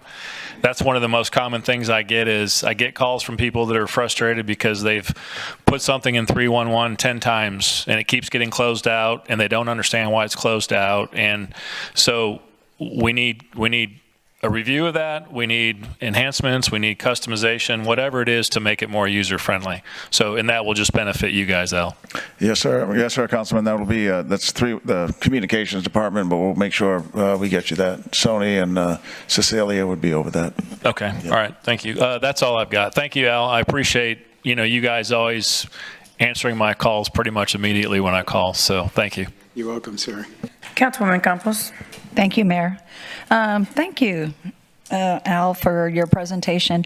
Back to the UDC, I remember back in 2011, I'm glad that you mentioned the year, because I remember when I was on the Park and Rec Board, I believe y'all had a committee, right? Okay, so is that something that will be working on, or for the UDC to review? It is, yeah. The committee is the Development Service Technical Advisory Group, and it's made up of just many people across the community. AGC members, the Coastal Bend Home Builders are members, citizens, developers are members, and we need the cross section so that when we talk about tough subjects, hopefully everyone can kind of understand and make their comments as to why pro or against, and then we hopefully can reason to move something forward that benefits the community overall. So. And when will that call go out? Because it's already established. We meet probably every month, one virtual. We meet twice a month, one virtual, one in person. Oh, Okay, because I don't know who are the ones representing the community, but. We can send you the list. Okay, because I know that I have been advocating, and that was 12 years ago, about, more regarding trees, making sure that we protect whatever little trees we do have, and also to encourage more tree planting in some of these large parcels, like, for example, Planet Fitness over there on Staples. It's just all concrete. I mean, for one, well, I'm glad that they did buy the place, because it was horrible. Horrible, right. But I understand that there's something preventing us from planting some more. That's what I heard. Some trees or something like that. It's because of the way, the street at one time was proposed, the way, it makes a curve. Anyway, it's very strange. But anyway, I would like just to make sure that we include more tree planting, and if, even if we have to go in between the concrete or what have you, because, other cities do actually have plans for urban forestry. So anyway, the other is I wanted to also ask you about your vacancy. What is it that you're doing to advertise, or you've got a 28% vacancy? Is that what I saw? Collectively, yes. Collectively, it's about 21%. I think we have a robust way of recruiting and retaining our staff members.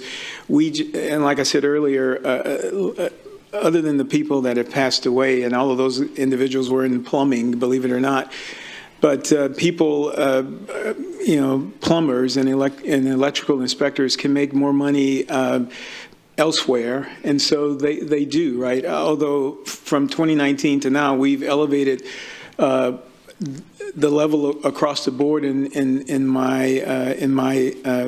the department, which allows us to be able to compete. We necessarily can't compete with Houston or San Antonio, but we do offer a competitive wage. We also have certification incentives, right, that this council approves, so that if individuals achieve certain certifications, they get up to $3,600 annually, right? Okay. So we do those things, and of course we train and we develop them. So it's not necessarily always just the money, it's other things that, associated with it, hopefully, that allows someone to say, hey, look, I want to make a career here, right? Because one of the things we work with HR to do on several divisions in my group is we've created a career ladder. So it's not just a job, it's more of a career, so to speak. So if you wanted to grow, you can grow. And let me share something with you.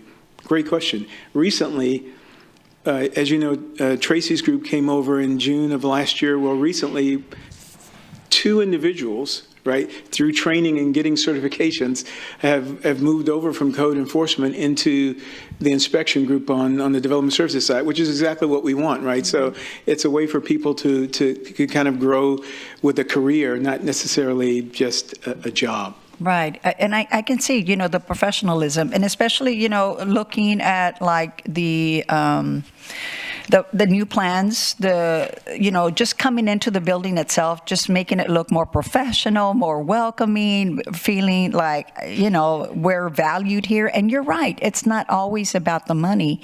But again, I always go back to the way you're being treated, the way you look at your staff. And I keep emphasizing that, that we do need to look at all the workers and all your departments, and that you're actually asking them for their suggestions, for their advice, because they're the boots on the ground. They are the ones that know. And so I hope that that you're doing that, incorporating that. But again, you mentioned plumbers. I know that there's a union, I think a plumbers union, that actually has a, what do they call it, an apprentice? Apprentice class training, yes. So do you, I guess, I would imagine you work. Of course.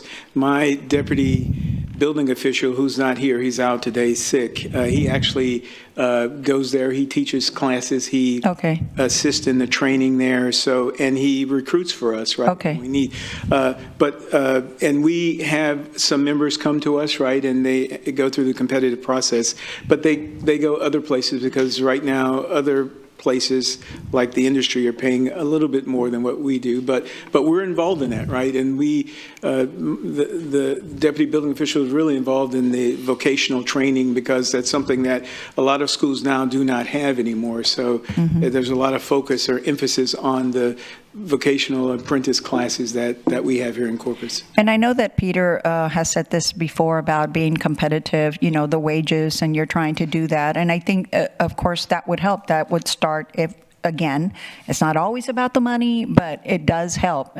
For instance, we had a shortage of the lifeguards. You know, we couldn't hire them because they were being hired in Port A, and they were paying them, you know, more money. And so finally, when we raised those rates, we were able to finally hire some decent personnel for that.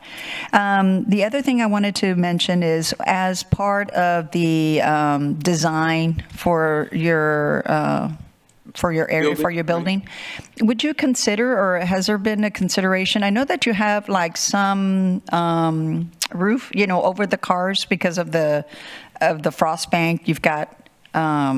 You know, what do you call it? Like the drive-through? The drive-through, installing like maybe solar panels to just, you know, something innovative that might help to also cool maybe and also bring energy, you know, just, I mean, Understood. your building, now that it's been repaved, Leopard has been repaved, it's looking mighty nice, you know? Yes, It's just, yeah.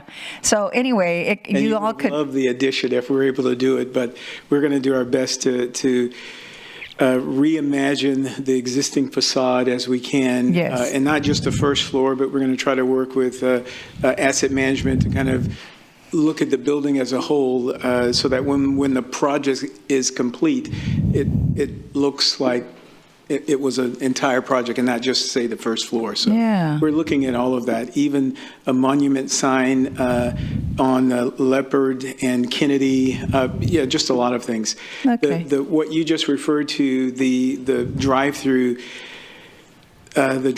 across Lexington, that's not owned by us. That's the Frost Bank. That's where I think they're proposing to build another bank right there across the street from us. So that's going to change, and it's going to be really looking nice. I'd imagine it's going to be a beautiful, you know, new building, which is why we want to turn our building into something. And I remember when I called about the Leopard Street being finished, and I was like asking, how come y'all couldn't have planted some trees? But evidently it has to be budgeted before, and we can't go back and plant them. So that's why I'm mentioning it now. So anyway, I guess that was all. And just I'm glad that Councilman Suckley mentioned about the 311. Again, yes, my God. That's what I get too. And I don't know if y'all hear it, but you need to fix it, the 311. I keep saying it, you know, to please use it, and they do.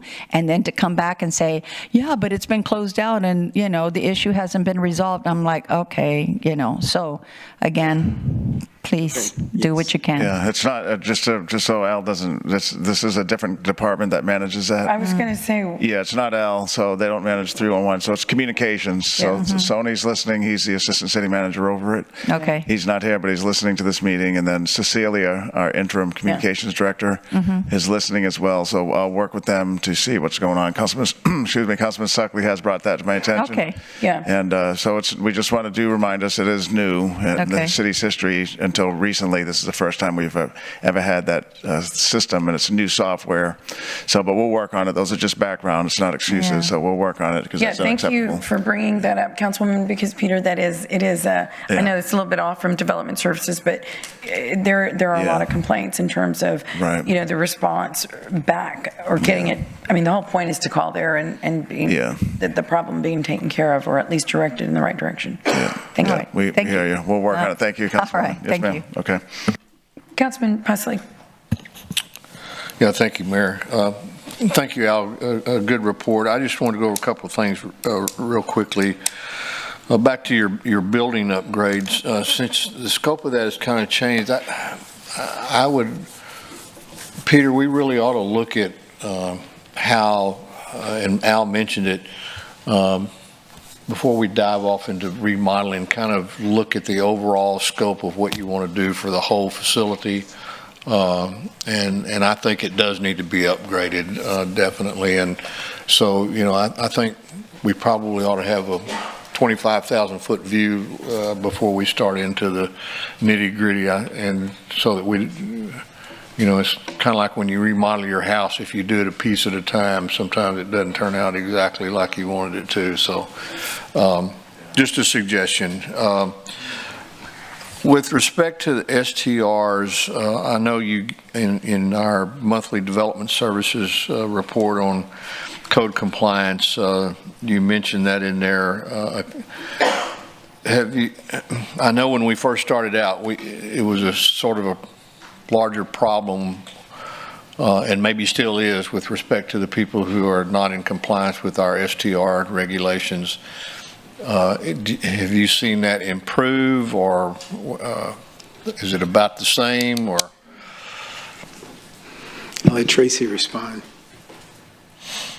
So yes, sir, from a compliance standpoint, we have seen an improvement where throughout the city where property owners are eligible to obtain permits, we see considerable compliance. The majority of those, when they are, we do receive a complaint about that property, we research it, we find out that they have obtained the proper permit, and so they are all operating legally. There are still the concerns, of course, on the island and the RS6 location where they're not permitted. We still have issues with there. We are still investigating those. We still enforce that and issue citations when we find that where they are illegal, illegally operating. That's where I was mainly concerned. It was mainly a problem on the island, and where we said there will be no STRs. Anyway, which I voted against. Anyway, okay, I just wanted to see where we were. And with respect to, don't run off, Tracy, with respect to code compliance, I think we've made great strides on code compliance. I think there's still room for improvement. That's why I fought really hard when Peter started mentioning cuts for code compliance. I stuck up for you guys and said, I don't think we should do that. If anything, we ought to be increasing the code compliance budget. I've said this before, we have, about 25 code enforcement officers that can go out and work. We have 32. 32, okay, 32. Well, just imagine if we only had 32 police officers to enforce all the rules and regulations that we have for this city. So I think we have made, like I said, great strides, but I think we still have room for improvement. I look at these. I often don't comment back to you, and I apologize, but I do read these code compliance reports. When I came here as a council member, we didn't have this ability. As you remember, Tracy, I used to come to you all the time and say, how can I look at what's going on? And we didn't have a way to do that. So that's a giant step forward. I would just say, on a go-forward basis, I would like the ability to have some more drill down capabilities for some of this reporting, so that if I want to look at where all you're working in a respective district, I could do that. And I know I'm not going to be here, but I think for councils in the future, that could be really important. And but I appreciate what y'all have done with respect to code compliance, and I hope it continues. I think it was a good step forward, and thank you very much for the work and efforts that y'all are putting into that. And then I'll close by saying this is not your responsibility, but I want to echo this. Councilman Suckley kind of stole my thunder, and I didn't know where it fell under, but I have also had numerous complaints about 311, and not the ability for people to contact 311, Peter, but the response back has been really poor. At first, I didn't pay much attention to it because it was so brand new. I thought, well, they're still working out the bugs. Yeah. But now we're over. It's been a little bit of, right, it's been a while. Councilman Suckley, right, was just giving me gave me an idea, which is to put together a stakeholder group. So we'll work with each of the council members to see who are your constituents who use it most. Yeah. And then we'll put together a panel of about 21 stakeholders, or I'm sorry, 9 times 3, what is that, 27? Yeah. Stakeholders, and we can, because they're the ones that use it, like you all know who, and then we can hear firsthand from them. I've heard it too, and I've used it myself with things like reporting potholes. Potholes is not user-friendly. No. If you just want to do a quick pothole repair, you have to go through at least 3 or 4 menus, and by that time you're like, you know what, I don't have time anymore to report it. So anyway, we'll do that. We'll work with each of the council members to get 3 to 4 from your districts or people that you know, and then we can hear from them, and then we'll try to troubleshoot and fix that quickly. Because you're right, the test period's over at this point. Yeah, they did the same thing with the city app on like potholes. Used to just like 1 or 2 clicks and you could report it. Yeah. Now it's like you got to give them your birth certificate ID. And, I just gave That's up. a good idea. Right. So, but yeah, good idea. Okay. And Okay. anyway, Al, thank y'all very much, and y'all do a great job. Thank you. Councilman Klein? Thank you, Mayor. Thal, thanks for the presentation. I just want to echo what Councilman Campos mentioned before, I guess, about shaded parking. This has been 25 years ago. My wife and I had a chance to travel to Albuquerque for a conference or something or other, and they had shaded parking then ready with solar panels on top of them as well. So, I mean, it's not a new technology anymore. I think it's proven. Obviously, there might be additional challenges here in a coastal city. You want to make sure that it's storm-worthy and that sort of thing as well. But I think that's certainly something we could explore here. I wanted to ask you this, and maybe I missed this as well. This is back on page 40 of your presentation. You were talking about personnel reductions. I think it was 7 reductions. Are those positions currently filled right now, or are they currently vacant? The 7, so the 2 from Development Services is not currently filled, right? Those were SDR positions that we didn't fill. The 5 in code enforcement, code compliance. Right. 2 are not filled, 3 are. 3 are. And so those 3 then, if we decide go forward to remove those positions, they're going to be provided opportunities elsewhere in the city, I guess? Within our organization or anywhere within the city. Right. Yes. Okay. Okay, great. Thank you. Appreciate that. Then I had a couple other questions from out of the budget. This is kind of very detailed stuff, I guess, but should have asked you about this beforehand, but I got you here now, so I'm going to ask you this. Now, this is from on page 99, I guess, of the budget about code enforcement. And I'm just looking at trying to understand some of the numbers here, because I always kind of my interest is piqued when the numbers change or move quite a bit from one year to the next. And so on page 99, under the expenditures, operating expenses have been pretty consistently 800,000, 841,000, and now this coming next budget, there's projected to be 251,000. Why is there's such a sharp drop there? I know the numbers are not terribly large, but I was struck by that large change. I'm not sure where it's not in the presentation that you're looking at? No, not in today's presentation, no, but rather than the budget itself on page 99. Sorry about that.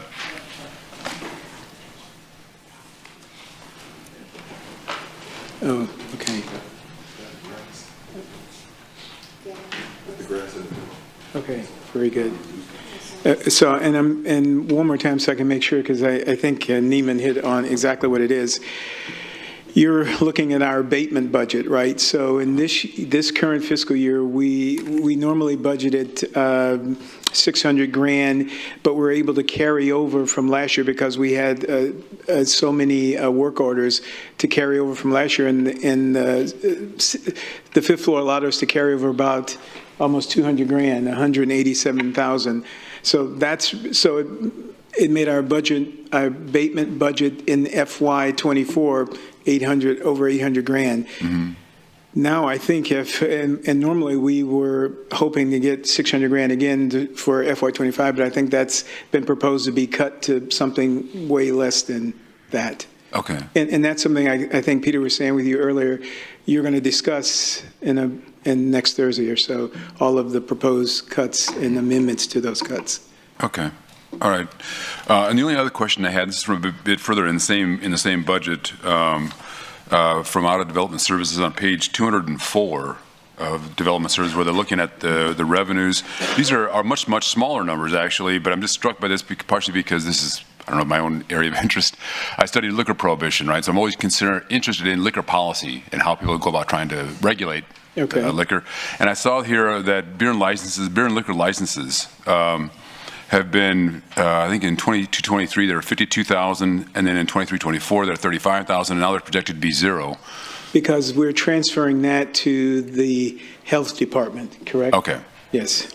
Okay, thank you. So those funds are no longer in my budget. It'll be in the health department's budget going forward. Okay, appreciate that. Thanks so much. Thanks, You're Al. welcome. I think that's all the questions and comments. Al, thank you very much for the presentation, and thank you to the team for all of their work and your patience. So we appreciate it. Thank you very much. That's it. Okay. So, Mayor, that concludes this workshop. We have the next event would be next Tuesday is our city council meeting. This will conclude 4 of 5 workshops with the city council. We have a 5th and final one next Thursday at 9 o'clock. We'll go over the capital improvement program, the hotel occupancy tax allocations. Brett Otting from Visit Corpus Christi will be on that program, and we'll have him come in towards the end because they have a board meeting that same day. Right. And then also we'll go over the amendments that we have to date. It's kind of the budget wrap-up amendments, additional reductions, and then some of the additions back to the budget. We'll go over that then at that meeting as well. And then the following week, the 3rd of September, that'll be the first read on the adopted budget. And then the next Tuesday will be the second and final read and adoption on the 10th of September. Right. So Yeah, this is, we're going to be having a meeting the first week of the month, which we typically don't. Right. For the budget purposes, we are. You're right. It's it's the day after Labor Day, so yeah. That's right. But we're doing this to accommodate Kevin Kieschnick at the tax assessor's office, who has to get those notices out by a point in time. So he's asked us for these last couple of years to advance the adoption of the budget so that we can give notice to him so he can send out the tax bills. So we'll be in partners with him. We do appreciate his partnership as an elected official there at Nueces County. So the end of I guess the last week of the month, is that correct? We're not going to have a meeting. I think one of them is canceled that month, right? Well, because we're going to have it the first week, so I think so we still just have 4 in September, and the last meeting of the month has been that's the one we won't. postponed because we moved it up to the 3rd. Alrighty. Yes. Thank you. Okay. Okay. There being no further business, this meeting is adjourned. Good job.